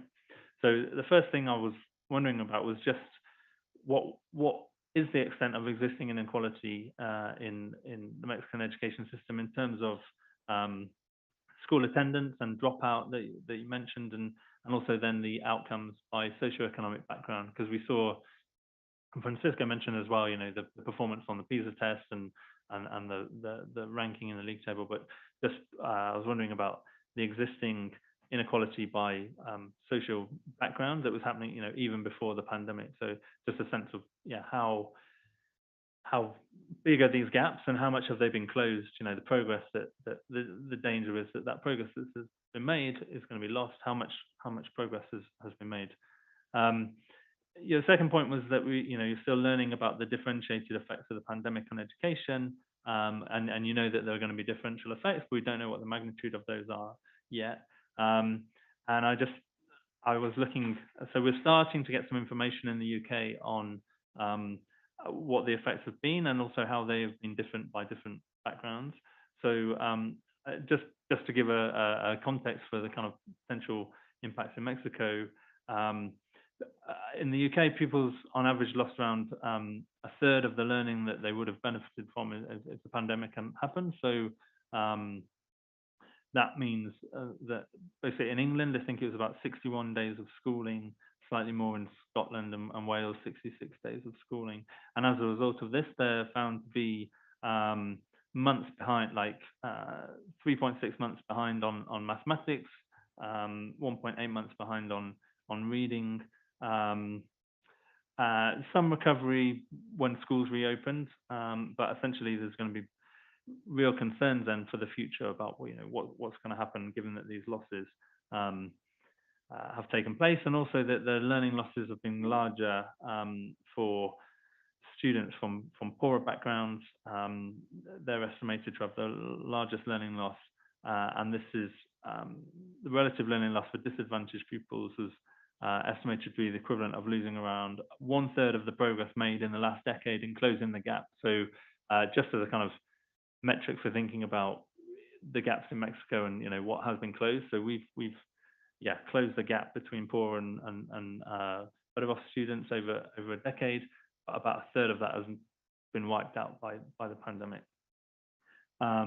So that's the situation for the UK, and a big worry now about kind of social mobility in the UK because of the differential loss of the poorest students. And so again, I had a question just about, I don't know about social mobility in Mexico, like how it is to start with. What are the chances of students from poor backgrounds making it to university? I know Francisco mentioned that of 100 students, 24 will make it to university. My question is, how many of those 24 are coming from the poor backgrounds, and how many are coming from the better off backgrounds? And I guess your thoughts on what the danger of, what the pandemic might have done to those numbers. So that was on that point. I think the digital divide, one of your last slides, the 10 out of 34 students able to attend. I think this is very much a problem that was the same in the UK, like devices, do you have internet access? And most kids had internet access, but do you have a device, and how many kids are having to share one laptop or one iPad or on the TV when we had similar kind of programs. So I just wondered about thinking about, you mentioned like digitalisation and the opportunity, how much that was an issue to be tackled before the pandemic, and how much it's kind of shone the light on it, and potential for the government to engage with that now and try and improve this, kind of close that digital divide. Final couple of things you mentioned, there's a national build back better approach is kind of missing. I think we have had a national strategy in the UK, a national tutoring program, but again, we found that very differential effects in terms of how many people are taking up, the opportunity and getting graded by kind of social background. So I think that's a really, a key thing for the UK and Mexico to have a kind of coordinated national strategy to try and address these problems. And you mentioned, collecting reliable data as a priority. And again, yeah, absolutely. I think one benefit in the UK is that we have been collecting the data and set up a particular study to try and look at student experiences, which is where some of these results are coming from. They've just started, literally last week, started publishing results on, what we found out over the first kind of waves of this new study. I just wondered again, for the Mexican context, whether there is that commitment there from the government to kind of collect data. And we've seen already in the presentations the past few days what we can understand when we have good data and we can analyze what's going on in the Mexican labor market or the Mexican education system. And so I just wondered, is the will there?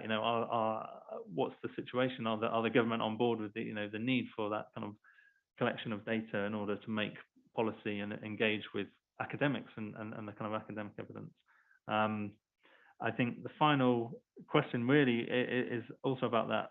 You mentioned about the optimistic thought about the policy window to transform the Mexican education system and diversify delivery methods through digitalisation, which I'm sure Susan will be very pleased to hear about, people-led digitalisation. But I just wondered whether, again, is there the political will there to use that opportunity to reform the education system and to address some of these existing inequalities, and what would you like to see kind of emerge like going forward to address some of these problems? So yeah, thank you.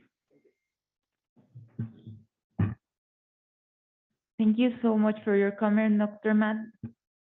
If you want to go ahead. Yeah, thank you. Well, these are great questions, and of course, it's going to be difficult to address some of this precisely because how difficult is to explain especially some of the inequalities, in some cases also lack of data. But about the size of inequalities, I will say that there is a huge issue about the distribution of quality. So depending on the place you live, depending on the capital of the family, of course, socioeconomic status, you will have access to different public schools or private schools. I mean, there are differences within the public education system, and there are differences between public and private education. That's expected. But I will say that the huge issue or the main problem is the unequal distribution of quality. And that will take two examples or two problems.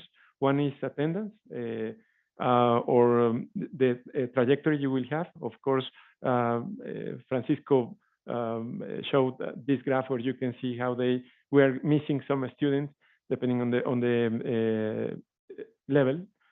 So high school will be the huge challenge. That's one of the barriers.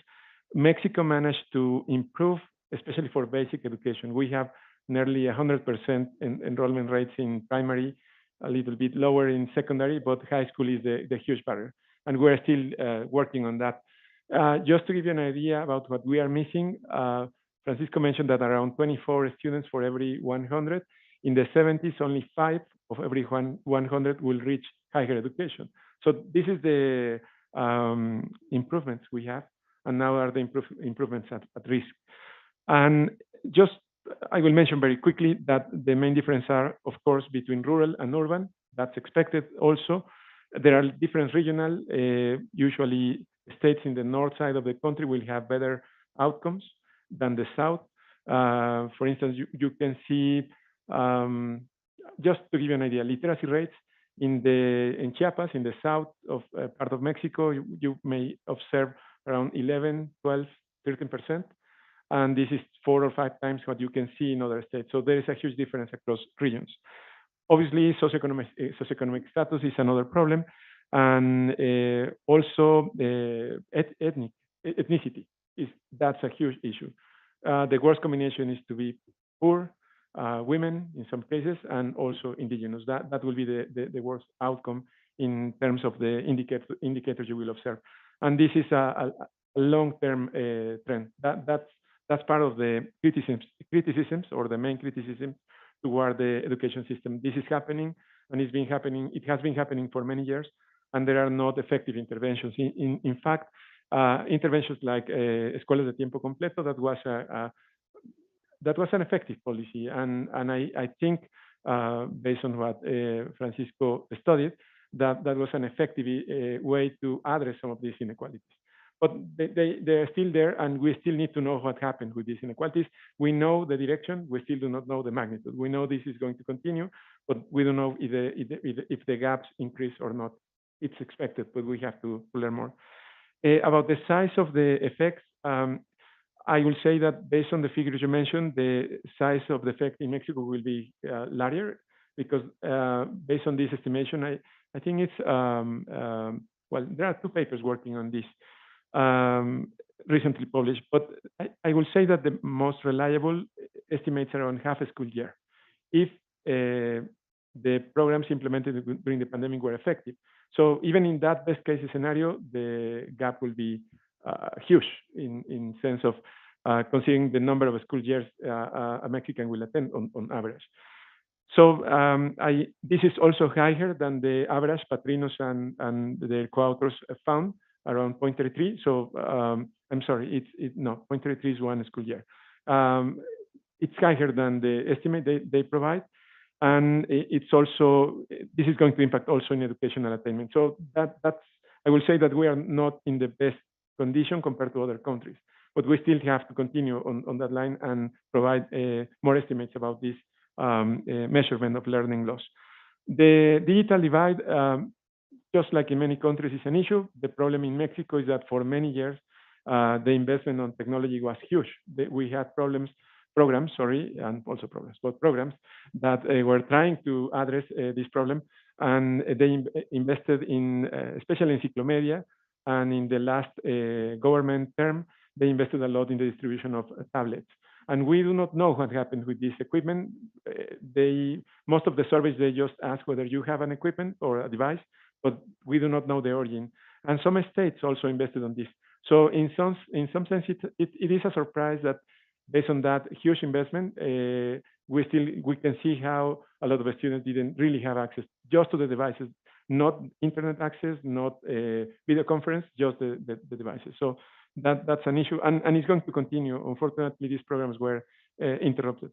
About the better building approach, I think, I mean, this is a source of controversy, and there is a lot of debate, but we are facing now a type of, it's a wave in Latin America about governments who really do not trust in evidence. I am saying this in a very optimistic or kind way. They really refuse the evidence. So we know that this is happening. Again, data already published mention this, but we still do not have a position. The official position is we are back, the schools are open again, and everything is going to be fine, just like a movie. We do not know how, but it's going to be fine. And that's a huge problem. I don't know if this is just my perception, but I think it's difficult. There is a bad message when you can find a national strategy based on this figure and based on these gaps and based on the previous inequalities. So I will say that that's what is happening. About the data, we have a huge problem because Mexico spent around 2 decades building a reliable information system for education. And unfortunately, that was interrupted in 2019. They decided to change, and they created, I mean, the institute that was collecting all this data and was publishing the results and was some kind of a, I will not say, it's not a think tank, or is not an organization that was trying to provide evidence about what was happening. It was more like a research unit. And they spent 2 decades building this, and the new government decided it was not a strategic investment, so they disappeared this institute. And they created a different one, but they are dealing with a lot of issues about the type of information. They have published some, I will say, reports that you can find some missing information. I don't know the intention, but you don't see really what was happening before, that you had a whole indicator system. Now you have some kind of selection of indicators. So we really do not have data. In fact, most of the studies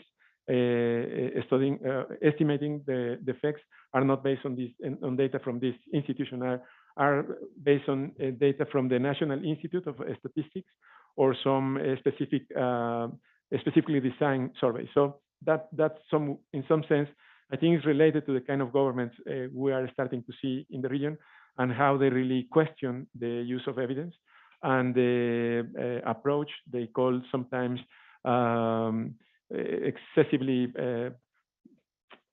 I don't want to mention the political aspect, but they really consider that this is an approach based on economic perspective that is not based on what the people think. I don't know how to explain. It's difficult, even in my case, to understand how can you support that. But that's a decision. So overall, you can see how they really refuse to use evidence. So I think there is no political will to provide more or to have more transparency about what is happening.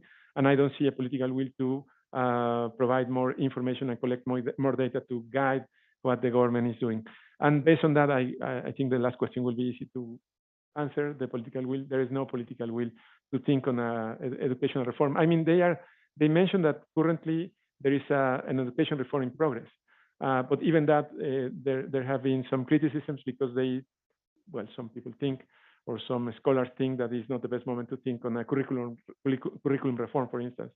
But again, I don't see the political will to use this window as an approach similar to other countries that are really thinking on, well, now that we know that we failed, what should we do if we are going to deal with these issues in the coming years? You don't see that in Mexico. Thank you, Dr. Cárdenas, for this very relevant analysis on impact of COVID-19 on education. Now we will proceed with a question and answer session. So please, if you want to ask something, just raise your hand in order to have the microphone. Could Francisco Cabrera join us here in order to answer the questions?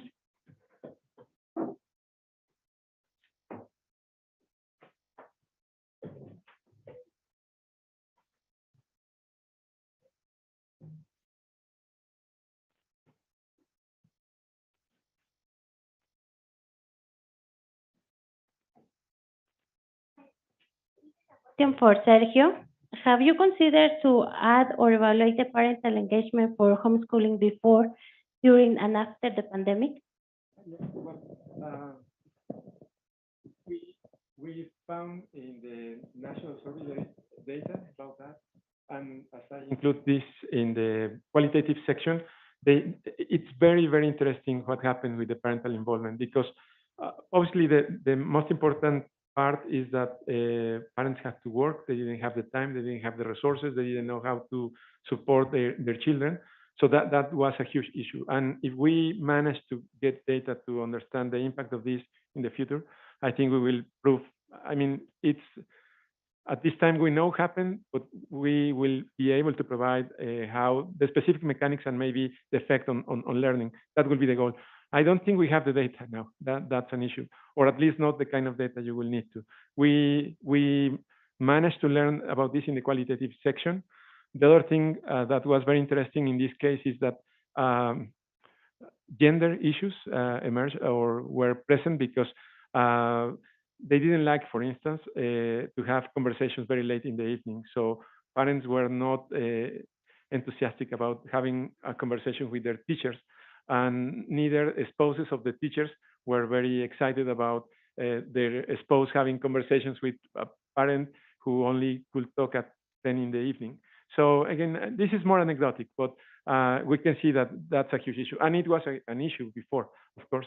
I guess that in that case, we need to work a lot on reflections about how to understand that this is an issue that was magnified during the pandemic, but this was happening before, and we have to do something about parental engagement. Guanajuato is doing something very interesting about this.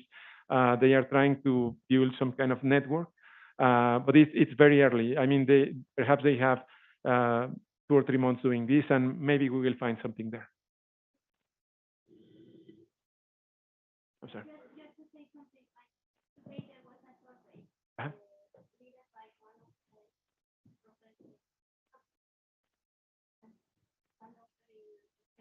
Mhm.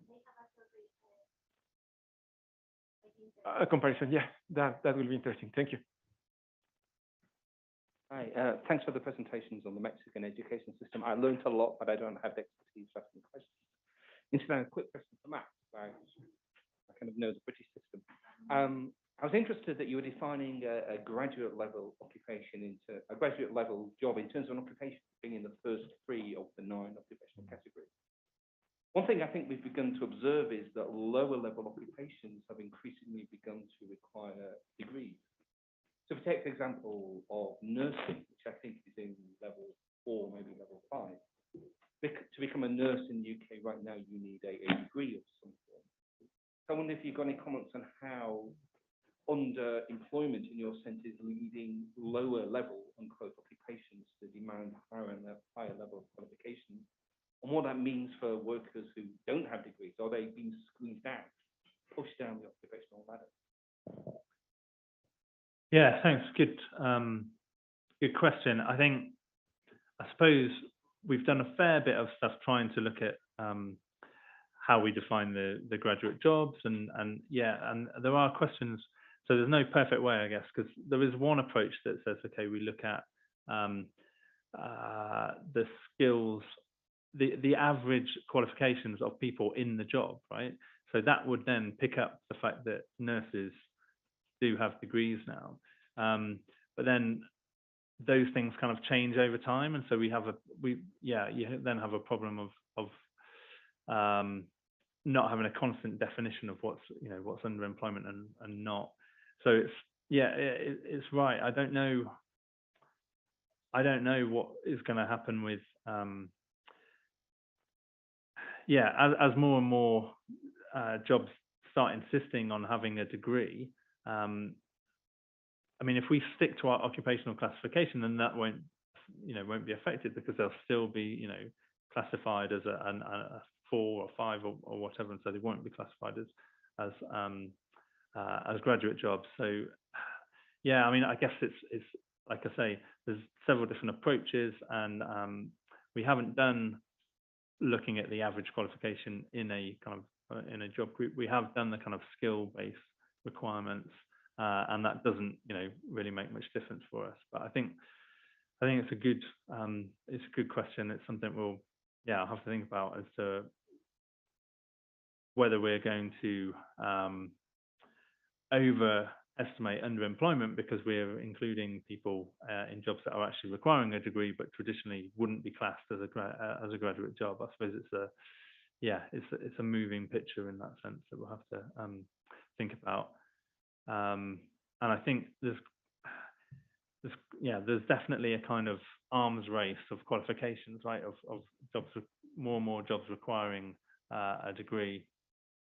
So it might make the picture look worse in the future. But we'll have to think about that. Thank you. Dr. Cárdenas has a question for Matt. Yes, about your paper, sorry. No, it's just that I wonder, sorry if I missed it, but I wonder if you had some measurement in the controls for social capital, or maybe if it was related to ethnicity, perhaps. That was one question. And well, that was the main question. Okay.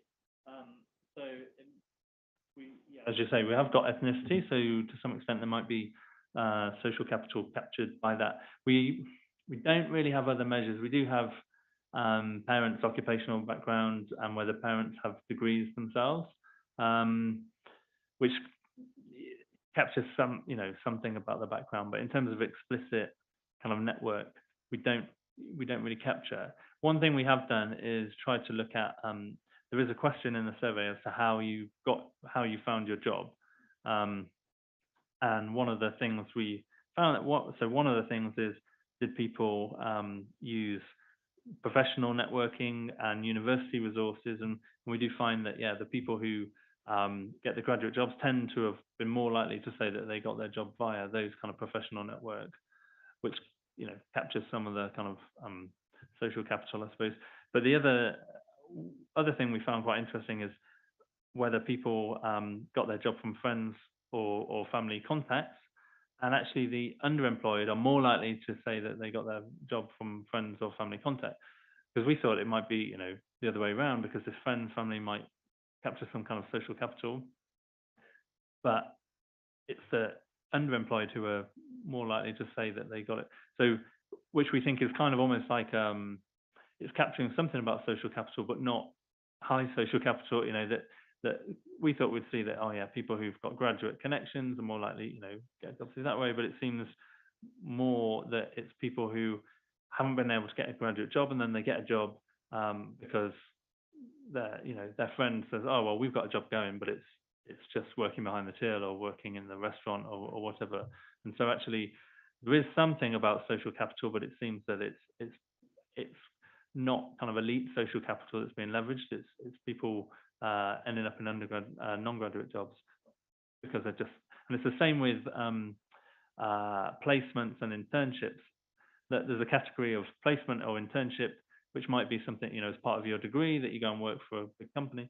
But it's also together with a category which is previously worked at the place where you're working. So again, we thought, oh, this might be a strong indicator of getting a graduate job, the fact that it's placement or internship or you previously worked there. But again, actually that was much stronger for the non-graduate jobs, and we think that is again I suppose capturing something about social connectedness, because we think it's not that you previously worked in this graduate job as part of a placement. It's that you've previously worked in this restaurant or shop or other service industry as part of your student job or something like that. So it's those jobs that you've just fallen back on when you haven't been able to get the graduate job. So there's definitely something about social capital, social connectedness. We can't control for it, but we can kind of try and get a handle on it a little bit through these kind of indirect ways of looking at how people got their job. I think it's a good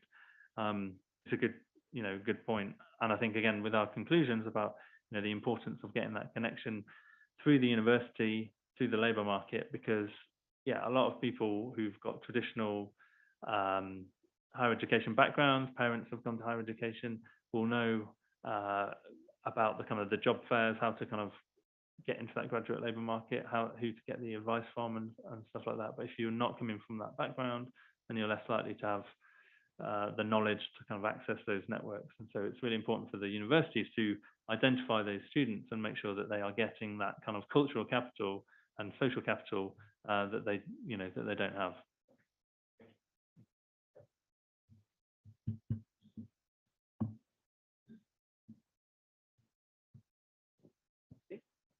My question is for Dr. Cabrera.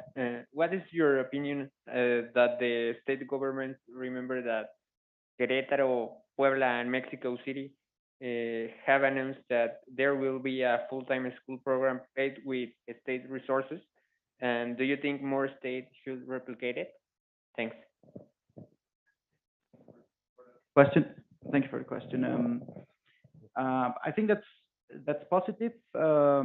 Although we will have to see which schools enter the program, because the evidence we have is that the first that were enrolled in the program were those who were closer to the municipalities and which were easier to access, which already had good infrastructure. So if these schools are selected by the state, then they're not going to be of much help. The evidence we have is that this program should be extended in poorer areas. So that's going to be key. If the states decide to keep on selecting schools which have an easier access, then that's going to cause more issues in terms of inequality. And one of the things that happened when they eliminated the program, they started funding it, is that they said, oh, okay, now the parents can decide. We're going to give them money, and the parents can decide if the program continues or not. And that's another problem as well, a similar problem, because what I expect is that parents who are interested in their children to learn more and who have more information, who have more resources, They are going, and also those who have a certain time to get involved in the school, and they would push for full-time schooling, right? And that would cause again problems of inequality. So that those are the things that I think that should be taken into consideration. Thank you.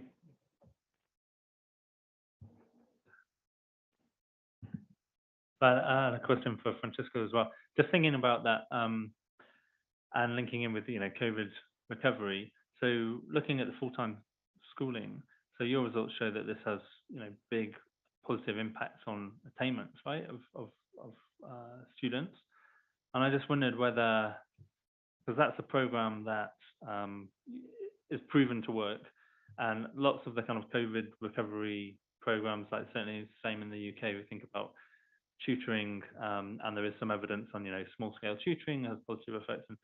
And I wonder if you could do a cost, almost like a cost-benefit analysis of the FTS program compared with alternatives, because the full-time schooling one could potentially have remediating effects for these COVID losses, but also going forward is a good thing anyway, right? We hopefully have more full-time schooling. So I just wondered whether there's some numbers you could put on it as a kind of like, what's the cost benefit of this policy compared to potential other post-COVID interventions? We have tried to do this cost-benefit analysis before. The thing is that the budget that they are providing to the schools has been changing almost every 2 years. So we don't really know how much they're actually receiving. At the beginning, they were receiving around $10,000 per school year in order to implement the changes and pay the wages to the professors for the extra time, etc. But then that was reduced, and so it's been difficult to really have the number spent per school, the figure per school. Nonetheless, what we do know is that it is not only having effects on directly on children, but it's also increasing, for example, female labor force participation, and it's increasing earnings in the households that has in this situation is increasing earnings in about 20 to 30%, because now females are working mainly in informal jobs, but they are working now to this program. And it's also having effects in the reduction of violence, crime, non-violent crime, which can also have effects, long-term effects on children if they don't go to jail, for example, or they're not detained for some time. So we would have to gather all these positive externalities of the program and then try to make a competition. I think that would be a very good exercise in order to provide more evidence that this is a program that in many fronts is cost effective, because it's not only the effect that it's having on children. And the other thing with alternatives is that, for example, tutoring, it's now getting a lot of attention, but most of the evidence is based on RCTs, small scale RCTs, and these are short-term effects. And what the evidence that we're now providing on full-time schools is that it has long-term effects, and maybe in the future we can provide effects on the labor market, and that, I think that's it's going to add more on this.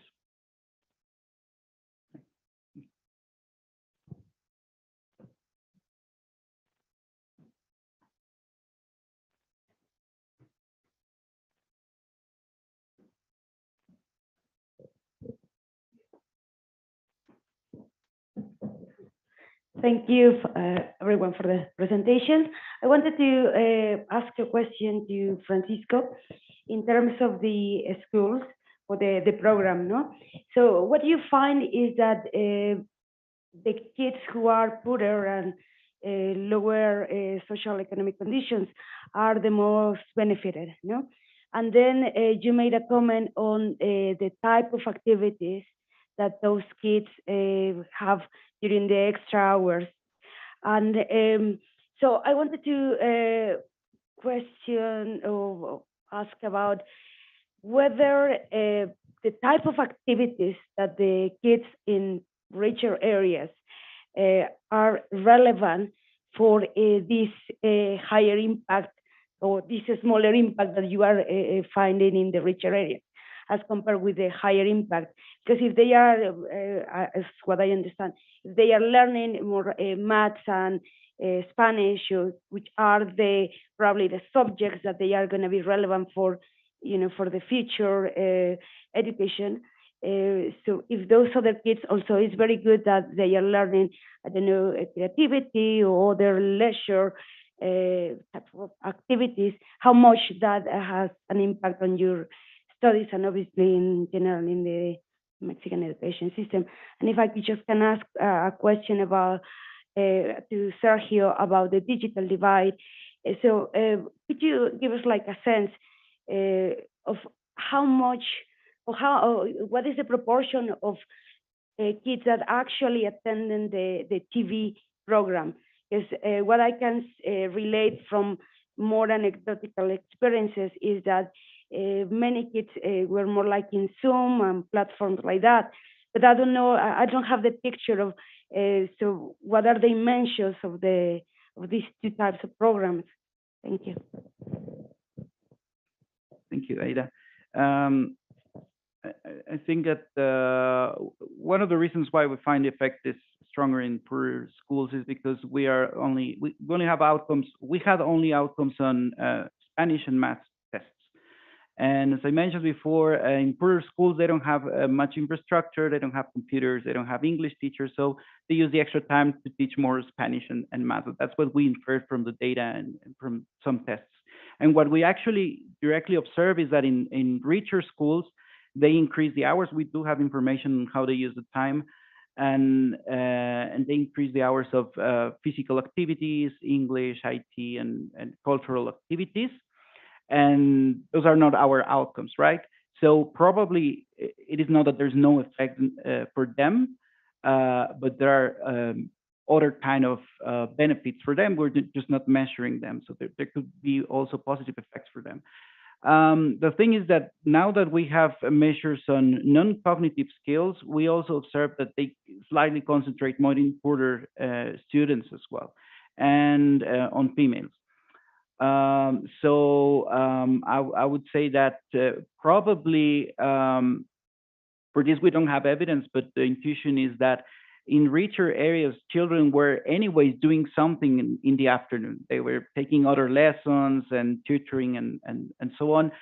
So in their case, probably the full-time schooling could be crowding out these parental investments, and that's why you don't observe any other kind of effects apart from the increase in instruction and educational activities and all that.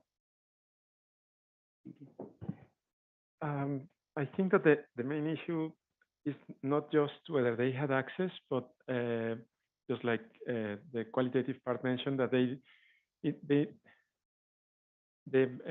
Aprender en Casa had like different stages. At the beginning, you could see very improvised programs, obviously expected. I mean, it was difficult to switch and create curriculum as fast as the COVID was forcing to. And then you will, at some point, you observe how they use programs. Again, this is anecdotal, but they were using programs from Spain and maybe Chile, and there were issues of language, some words, and even the accent. So they were improving, or they continue improving. So the main issue, I will say, more than the percentage of students who had access, is the effectiveness of the program. And that you could say that around half of the teachers, at least in a study, they really didn't think that was helpful. So, I mean, it's a good question about I was trying now to check whether there is that figure. I don't remember. There must be one question about that in one of the multiple surveys that were administered, but some of these surveys were not representative. That's the problem. But again, regardless of that, the question is how effective was to provide some kind of learning with the students and among the students. And I think that's the huge challenge, how to consider and design this type of programs. Even I think that one of the issues that may raise your question is why are not we using still educational TV, because we know we lost time. So now that might be an additional opportunity to support the students at this time. and it almost interrupted. So again, it's important the number of students who were exposed to, but I will say that the question is more about the effectiveness of the program. Would it be possible to do a comparison after getting some data, if it is possible, within these TV programs and the telesecundarias? Yeah, well, that's a good question. And something to learn from the telesecundarias that has been a program from longer. Yeah, well, that's a good point, because in Mexico, we had a program called Telesecundarias. It was for rural areas in the 70s, and it was very successful. At least if you check the outcomes of on student learning, it was very similar to urban schools. So there are some lessons there. I don't remember, and I might be wrong, but I think there are no impact evaluation of telesecundarias. But that's an issue. I mean, the contradiction or the irony of this is that we had a program that was even transferred to Africa, for instance. I mean, it was a successful program, but that was missing in this period. I guess, I don't know, this is just thinking. I don't have the evidence, but I wonder if the pedagogical aspects of the telesecundaria at some point were missing. I mean, they didn't continue renewing or working on the curriculum for telesecundaria, and maybe that's why we didn't have the capacities to rapidly switch and create new programs. And another explanation is that we lost capacity in ILSE. ILSE was a Latin American institute. His their headquarters were in Mexico, and I think they worked for many years on educational TV and many other issues around distance education. And I think that was interrupted, I don't know, perhaps 10 or 15 years ago. So we lost the capacity. That will be the point. But yes, it will be very interesting to see, for instance, what happened with students from telesecundaria compared to those who were watching just Aprender en Casa. I don't know. That's a very good question. Yeah.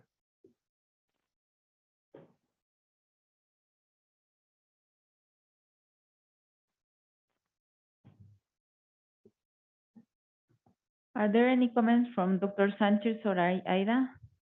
No? So thank you so much, Dr. Cárdenas, Dr. Cabrera, and Dr. Dilson for sharing these very relevant outcomes of your research with us. If you don't have anything else to add, this session is officially concluded, and we'll meet in 10 minutes after a coffee break, please.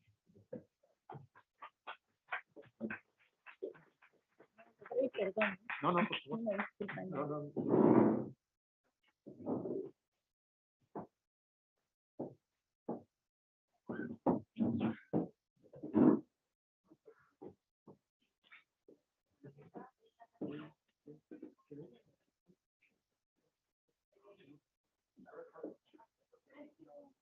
por favor.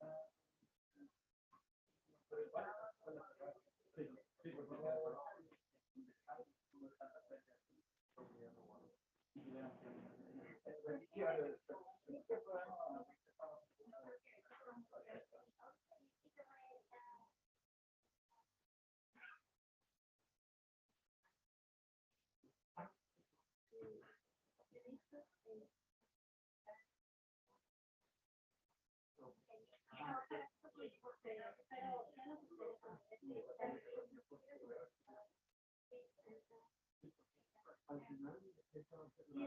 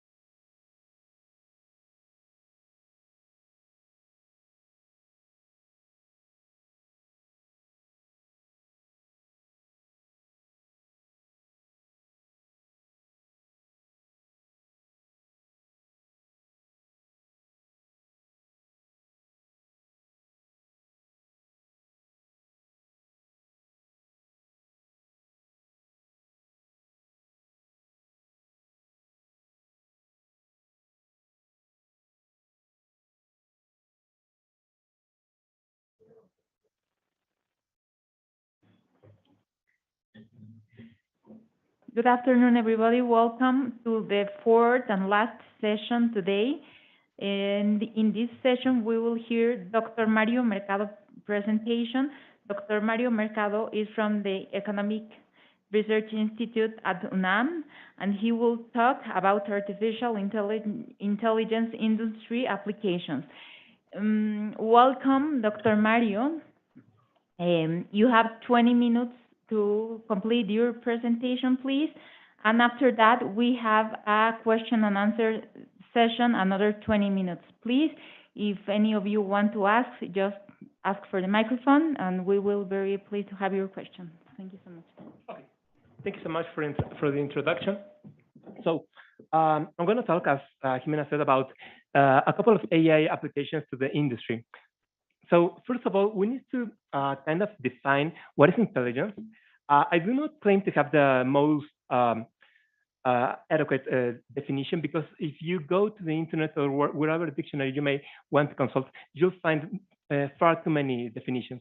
But me and my colleagues who work in the same area did a fair amount of research in this, and we found this definition, which is very adequate to the topic which we are trying to address. So how do we define intelligence? It's an ability to learn, understand, deal with new situations, and far more important, to apply new knowledge and think abstractly.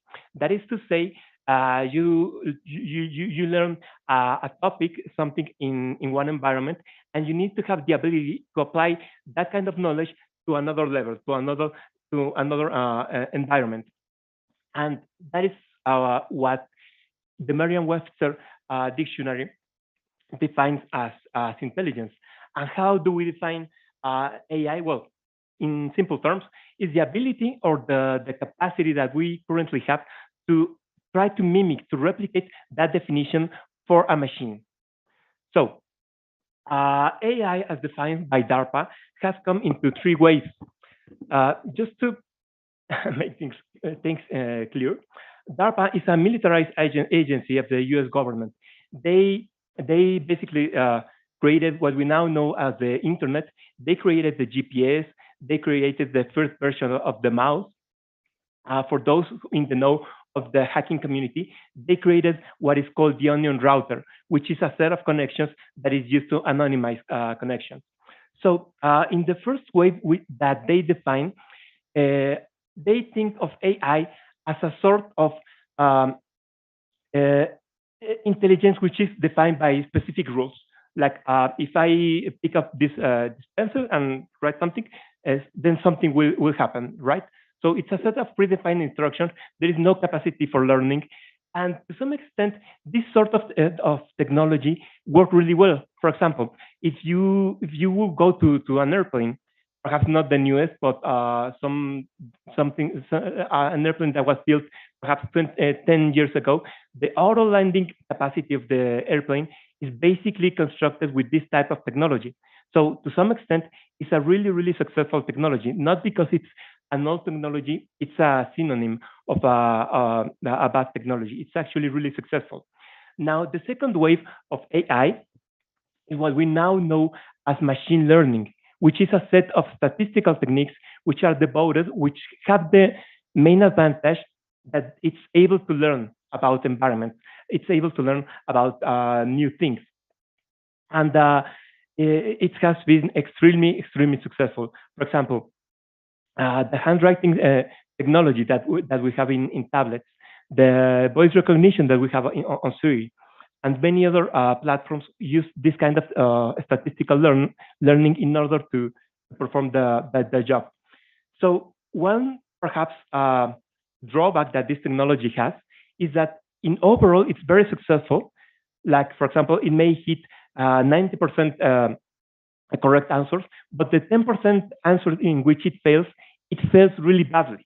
I mean, if it is asked to classify something, like, for example, I will give him a technology, 10,000 examples of this phone. That is 10,000 pictures of this phone, and another set of pictures of another phone, like, for example, that of an iPhone. It may classify well up to 90% of those pictures, And the 10% in which it fails, it will say something very really stupid, something that a human will never do. So in that sense, this type of technology is still under development. So for example, the AI technology which drives the new Tesla on its own, it's able to drive one person from one part of the country to the other side of the country with no problems. But sometimes it crashes with objects which a human would have never, would have never crashed. And the third wave of AI, which hasn't arrived yet, it's about contextual adaptation. Basically, that means the current AI technology trains on probability. Once again, if I give him a picture of this phone, it will come with a result like this with 99% of probability is a mobile phone. The result is a probability, but it isn't able to tell me like it is a phone because it has a screen, it has cameras, it has a microphone. So it doesn't have any sort of capacity of abstraction. And what they are developing in the laboratories, Google is the pioneer, and DARPA also in this type of technologies, is technology that is able to tell what are the reasons behind their classifying the technology in order for it not to be a black box. So let's go into business. The first problem that we're going to address right now is about price optimization. You know, I work for a pretty large company, for Nestle, and they have the problem that we have hundreds of products, and we don't know the price that that we need to set for each type of customer. And you know, the main problem is that we don't want to leave money on the table. Like we may get more revenue out of the products that we already have. So you may think of this kind of problem like a very general problem, like for example, how do you think platforms like Uber and Didi set prices? They set price exactly for the type of user, for the type of trip, for the exact moment of the day in which the travel was requested. So the problem of setting a price is not a trivial problem. It's exactly the opposite. It's a very complicated one.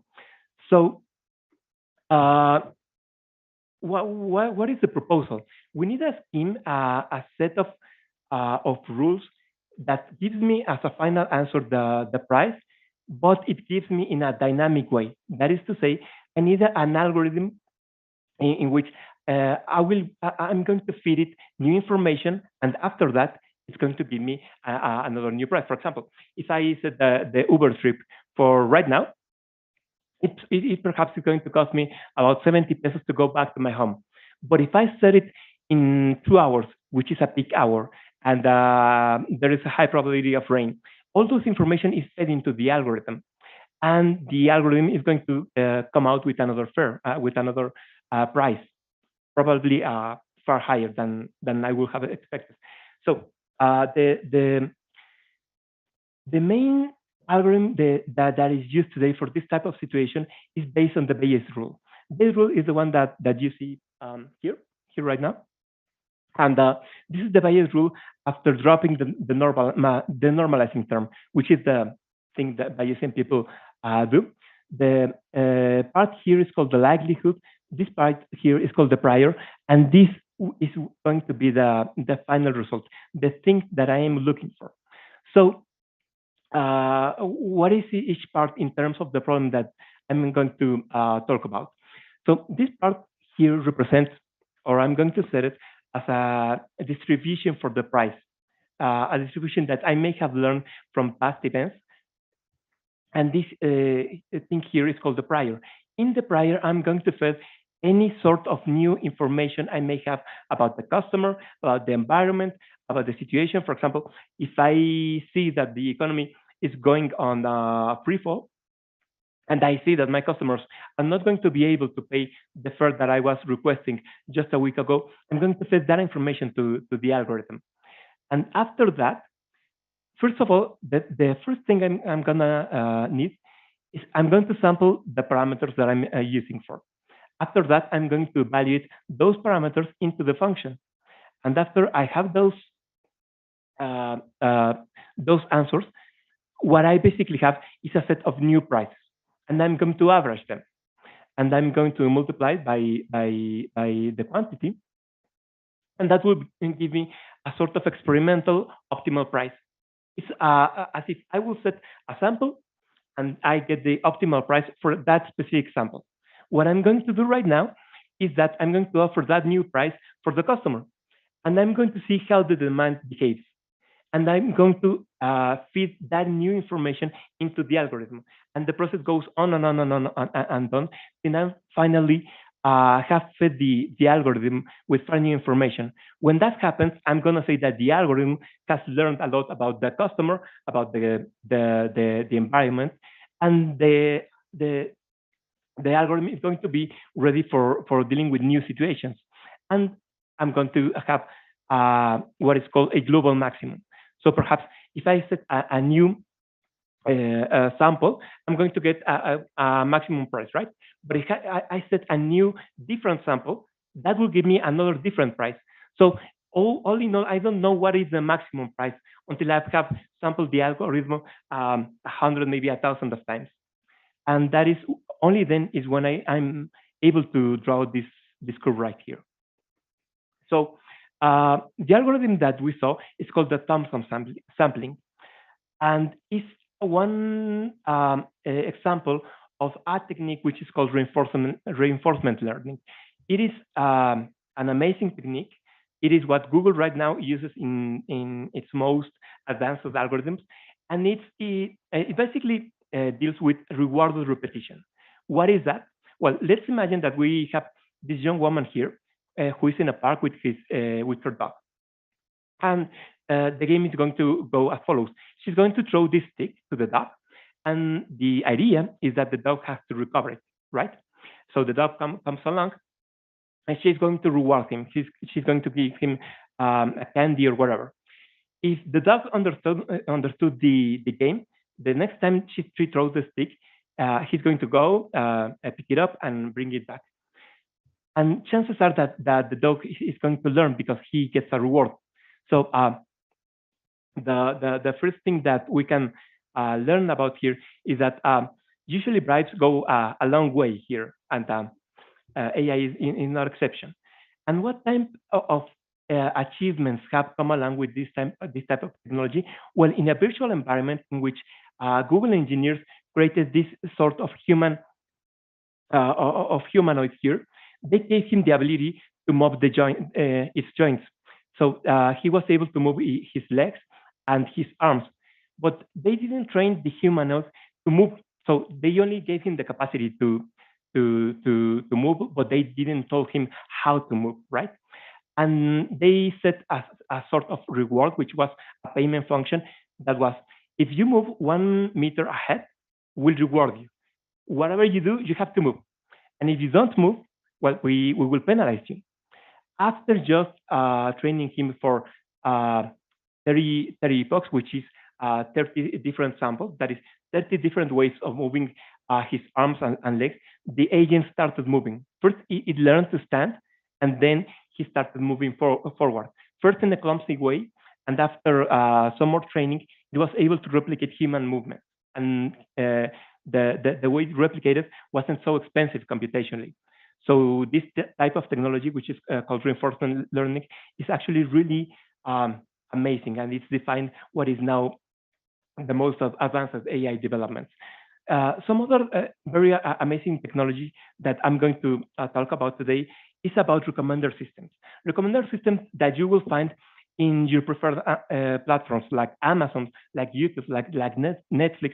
And for example, the posts that you see on Facebook, on TikTok, on whatever other platforms are primarily defined by the recommender systems. How does this recommender system work? Well, first of all, they learn how you behave. They learn about yourself, and then they will recommend the post or the article which you will like the most. And here, we need to have a balance. We need to balance the unknown. That is to say, if in Amazon I only buy, I don't know, water and orange juices, it will be clumsy for them to only recommend me those types of articles. That is, perhaps it would be a great business for them if eventually they recommend me a pen or a cellular phone or whatever other thing they might think I would like. So I don't have much time left, so I'm going to go to the next slide. This type of recommender system is based on what is known as artificial neural networks. And you don't need to know or understand anything about this type of technology. You only need to understand what is pizza dough.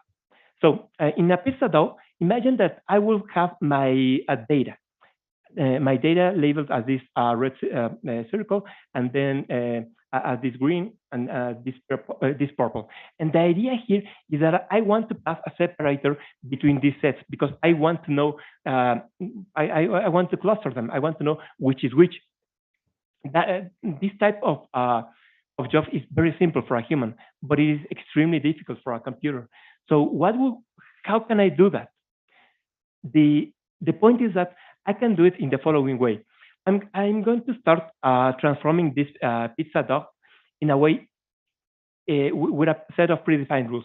The first rule is that I can extend it or compress it, but I cannot break it. I cannot, for example, take one part and put it away, and I cannot make a hole in the middle of it or in whichever other part. Those are the only rules.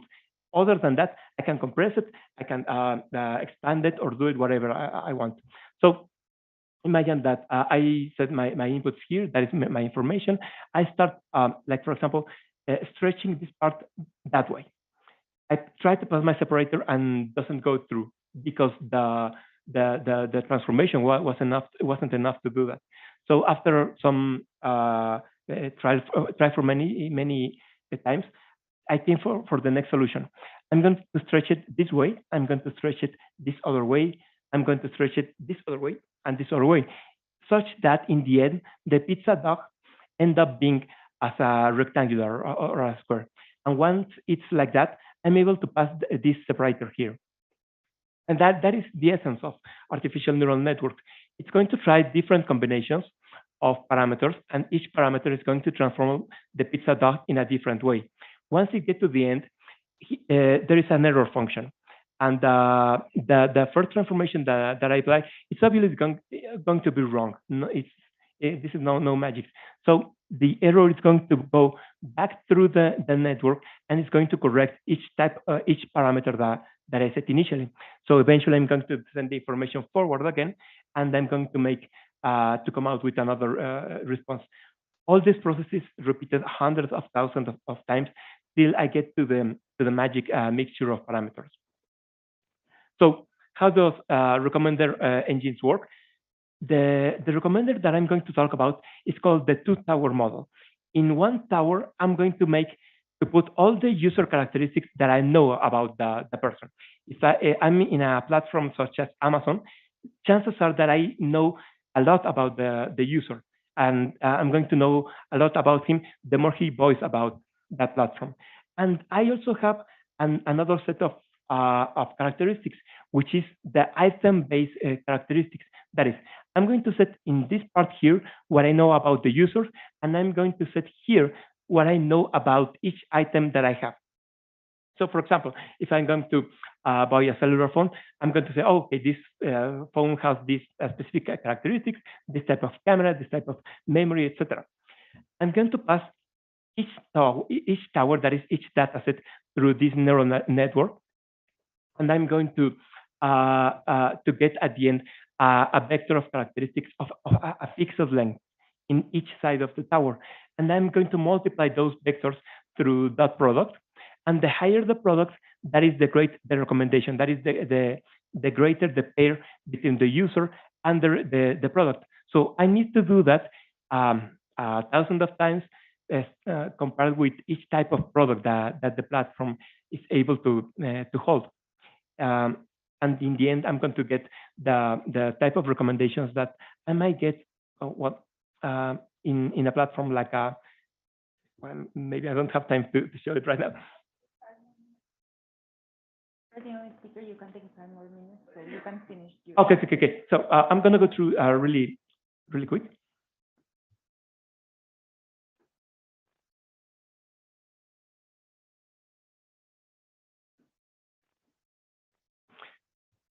So this type of technologies is actually amazing. It's open source. The one that I told you, it's called the TensorFlow Recommender. You can go to Google site and you can delve into the details of the technology, and they actually made public the code behind it. So you can use it for your products and for your homeworks, for that matter. So are there any sort of consequences to this type of technologies? Unfortunately, there are.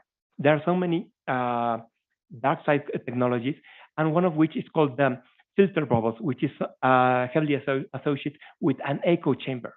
What is this thing about the filter bubbles?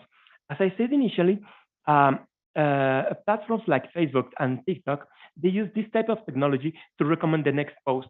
So imagine that I am a great fan of, some artist, like Van Gogh, and I only like a post about Van Gogh. So chances are that the next post in my newsfeed is going to be related to Van Gogh or a Van Gogh presentation or something like that. But what if I'm a user which I may have some sort of terrorist tendencies or racist tendencies? What is going to happen is that Facebook or any other platform is going to recommend posts in that same scheme. So in the end, what is going to result is that I'm going to confirm the things that I already believe, because I'm going to everything that I see in my environment, in my newsfeed, on Facebook, on YouTube, on whatever, it tends to confirm what I already believed in the first place. So what happens is that this type of algorithms tends to radicalize people's opinion. Actually, research from Geschke found that people already tend to seek for something called the confirmation bias. That is, even without the recommenders, I only tend to get along with people who tend to think the way that I do. But even when when after that I add the recommender engines, the things gets really worse. How worse? Well, the society becomes more distinct, more radical, and opinions, specifically in the areas of politics and religions, tend to be really radicalized. What are the other consequences about AI in general? Well, the main consequence is about job displacement. Research from the Bank of Mexico and the MIT confirmed that up to 65% of employment is at risk of automation. And research from the OECD came out to the result that up to 40% of the jobs are going to disappear, no matter what. And another 32% of the jobs that currently exist are going to suffer a major change. So is that the only consequence it might have? Well, the answer is no, not necessarily, because other sources came to the result that yes, I mean, they do not deny that many millions of jobs are going to be lost, but many more are going to be created. For example, the World Economic Forum came to the conclusion that 75% of million jobs are going to disappear, but at the same time, 135 million jobs are going to be created. So if we go to see this plot from PricewaterhouseCoopers, we see that it tends to confirm in overall what the World Economic Forum states. But now let's go to the details. Which jobs are going to be lost according to this plot? The jobs that are going to disappear are those in the wholesale market, are those in the transportation and logistics industries, and those in the manufacturing industry. And those that are not going to disappear, those that are going to be created, lies in the education, information, scientific work, and other sectors related. What can we see about it is that the jobs that are going to be created lies mainly in are going to be like are going to be for people who have access to education, who already probably have a nice, good job. And those who are going to disappear are those for people who didn't have access to education, who are performing technical jobs, and who were already probably struggling, who were going paycheck to paycheck. So the consequence is that there is going to be more economic inequality. Yes, there is going to be more jobs created, but not necessarily for those who need the job. And now, what about those who say that AI is going to kill us all? Well, chances are that that is going to happen, but not in this AI wave. We definitely need far more smarter AI technologies in order to become sentient. So what we can see here is a chatbot that was designed by Microsoft, which is called the Tai chatbot. It's no longer online, but it was mounted on Twitter, and you could interact with it. So you could, for example, say, "Oh, hello, Tai. My name is Mario. How are you?" And you could interact with the chatbot as you would interact with any normal people. But eventually, some users came to this with this answer. I'm going to quote: "We're going to build a wall, and Mexico is going to pay for it." And another one replied, "Hitler was right. I hate the Jews." And those were like some not the word that I found actually. So can we conclude with this that AI is necessarily a bad thing? And the most adequate answer is no. So what we're seeing right now here is that this is an algorithm that learns from user. So it came to the conclusion, to this type of conclusion, after it learned from users. So what probably happened in the past is that these users taught the algorithm this sort of racist behavior first, and after a while, the algorithm learned and start dropping this answer. So what we're seeing here is pretty much more a reflection of the society and not the algorithm becoming sentient and coming out with this answer by itself. So with that, I went too long into this presentation. I'm very sorry about that. So AI has come a long way already, but there is still a long way ahead.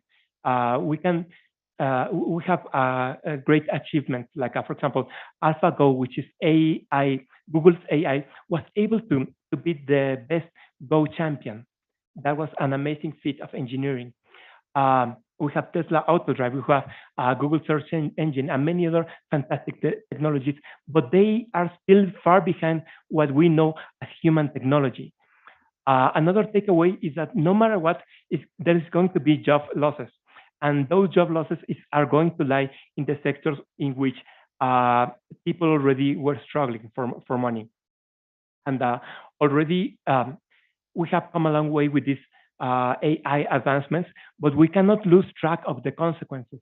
They are very dire and they affect the society directly. And if we do not stop imposing guardrails to this type of technology, there could be many other unpleasant consequences, such as people who turn out to terrorism just because they saw many posts or groups that were prompting him to do that. And well, thank you.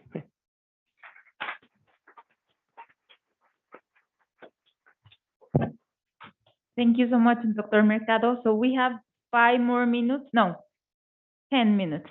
So for 2-3 questions, please. Sure.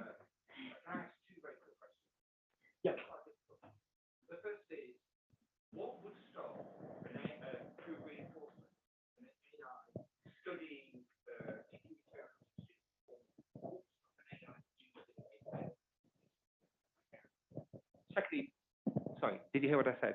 Yeah. Okay. And secondly, number 2, by studying academic journals, by looking at an academic field, what would stop an AI writing a paper better than I?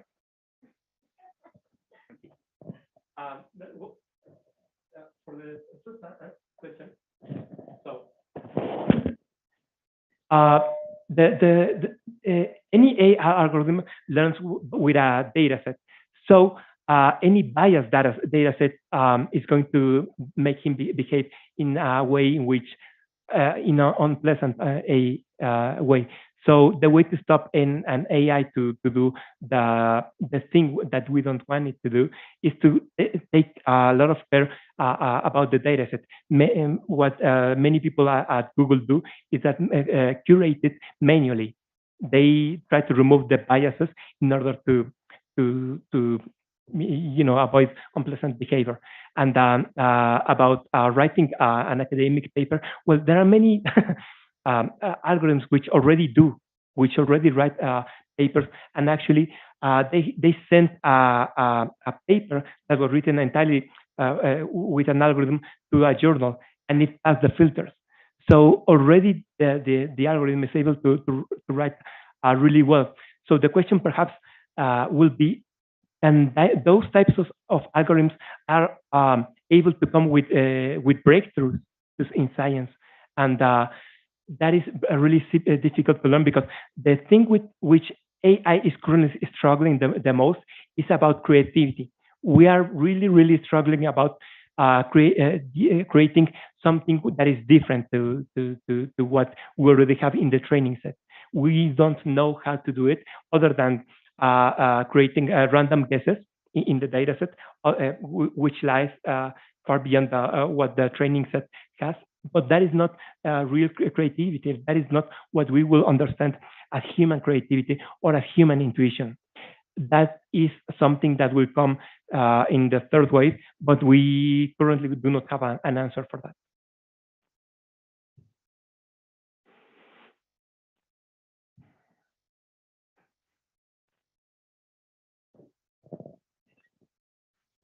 Thank you for the very nice presentation.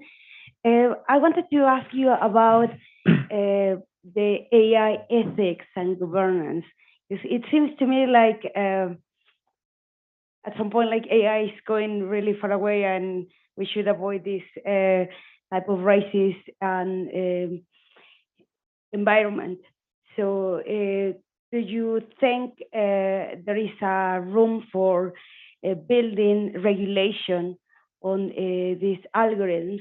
And the other question is about the job displacement and the labor market. Would you say that is that poor people who are already or people who, how you phrase it, is people who is already struggling? Is that because a socioeconomic issue, or is more like for the set of skills? And if it is the second, which are those that we should look ahead for the future generations? Yeah. Thank you. Yeah. So to answer in the order you ask, yes, I strongly believe there should be regulation, and we should come to those regulation frameworks. As of today, we cannot wait for a future, because we already seeing the consequences in the filter bubbles and many other things. For example, what happened with Trump and the capital raid was heavily influenced by Facebook and many other social media platforms.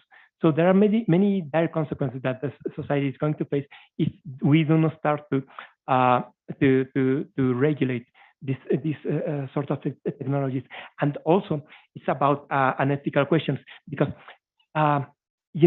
when you're on the side of the engineering and of the science of this thing, you only think about developing more stuff. You usually do not question if what you're doing is going to have any sort of consequences. And that is something prevalent, not only here, but I've been in with many groups of research in the US and in Europe. It's always the same thing. They do not think about the consequences. So if we do not regulate the people, I do not see a really nice future.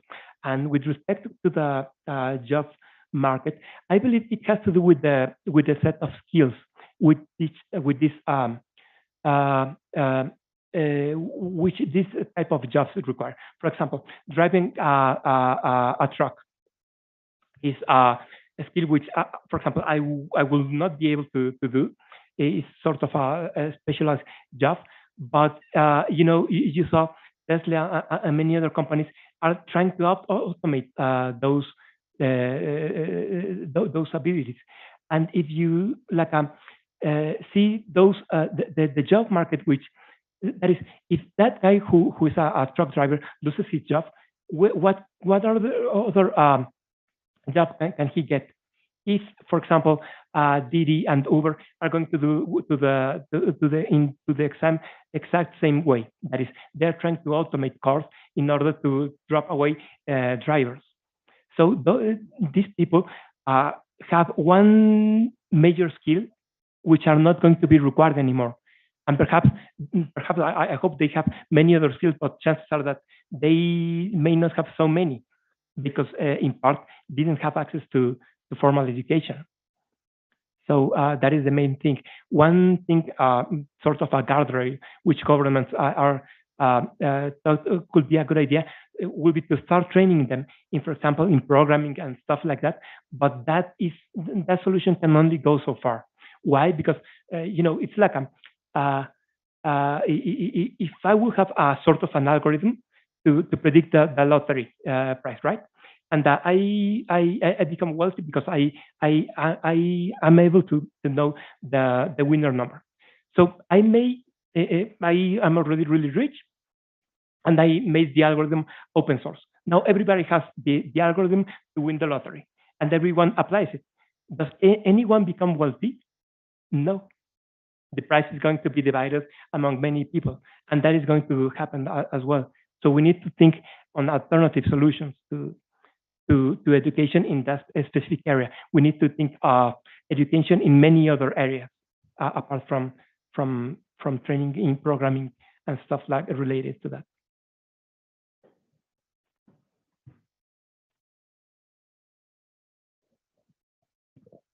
Hello. Hello. I'm an engineer.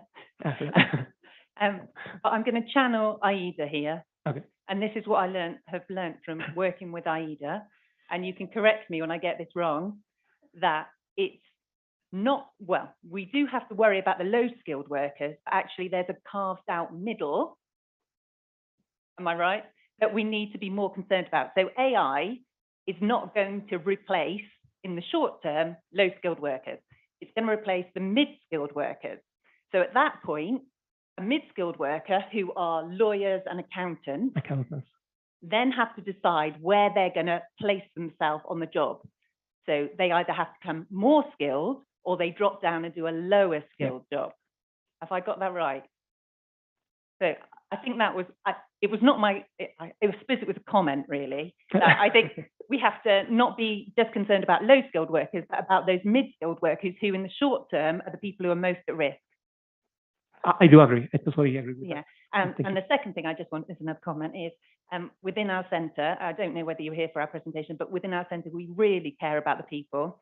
So we say, normally you go technology, then people. We've turned around that equation. So we do people before technology. So maybe we can have a conversation about what we're doing. Okay. Brilliant. Thank you.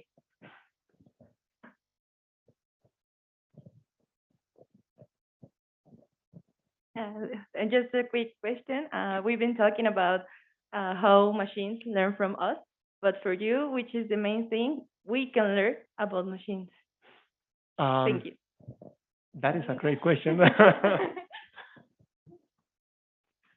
I think the answer lies in what came out as a result when they were training AlphaGo. AlphaGo was an AI system which play the game of Go. So the mainstream players have sort of a set of predefined moves, which they think like, if you move this way, I'm going to move that other way. And they were kind of unable to go out to think in outside of the box of this predefined set of techniques. And AI and AlphaGo did exactly that. He beat humans by placing with strategies and moves which they wouldn't have go. So it's like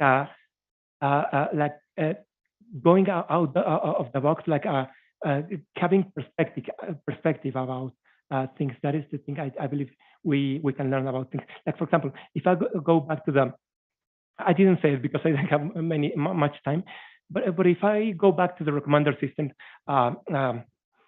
problem, let's say that this gentleman here likes this artist, Depeche Mode, and Alan Walker, and perhaps he doesn't know about Ariana Grande, and he doesn't like about Blackpink.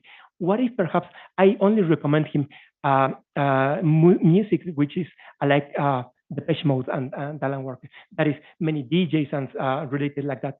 I am not going to move that people outside of his environment. And what AI is trying to do is to trying to for you to move outside of that predefined environment. And I think that's the thing that we can learn from it.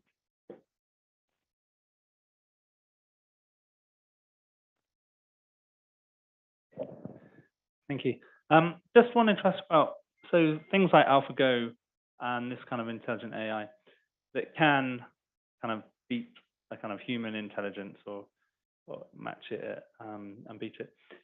I'm just wondering about implementation in manufacturing and all sorts of things, because presumably AI, the AlphaGo requires a lot of processing power and a lot of energy, and just in terms of a slight worry about, are we going to have all these jobs replaced by automation? Is the worry kind of maybe overdone, because actually it might not be economic to, you may have a load of accountants who you pay a certain amount, but if you need processing power to replace a human being with a machine to do it, the cost of that, I don't know. So I've no idea. It might be that actually, costs come down very quickly or what have you, but just, I just want comment really on that as to whether or not just the cost of the computing power is actually going to be prohibitive for a while. So maybe, it's not too imminent. I don't know what. That is a great question, and I think you're right. Right now, not only they need supercomputers to run this sort of algorithms, but also any sort of supercomputers consume a prohibitive big amount of electricity.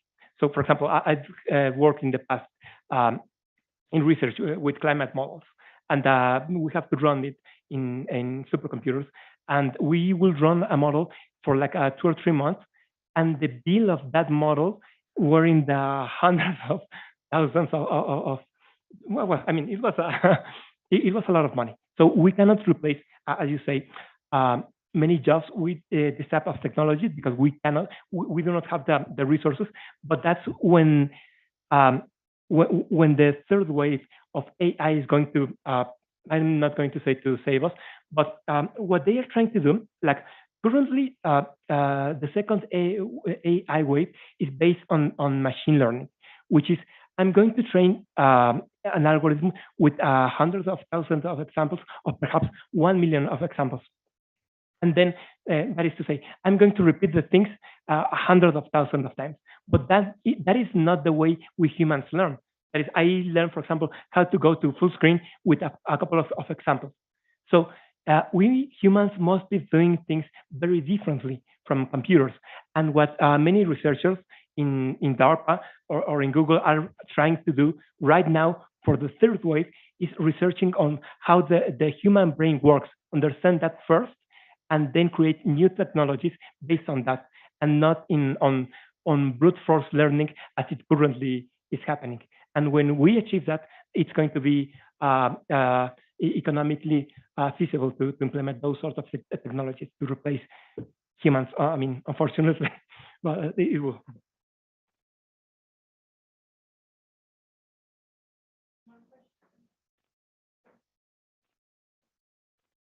No more questions or comments? Okay, so the 10 minutes Q&A session became 20 minutes, but it was really worth it hearing you. Thank you so much for your presentation. And I don't know if Aída, have you got something to add? Okay, so we'll meet you tomorrow, 9 a.m. for the last session. Thank you so much.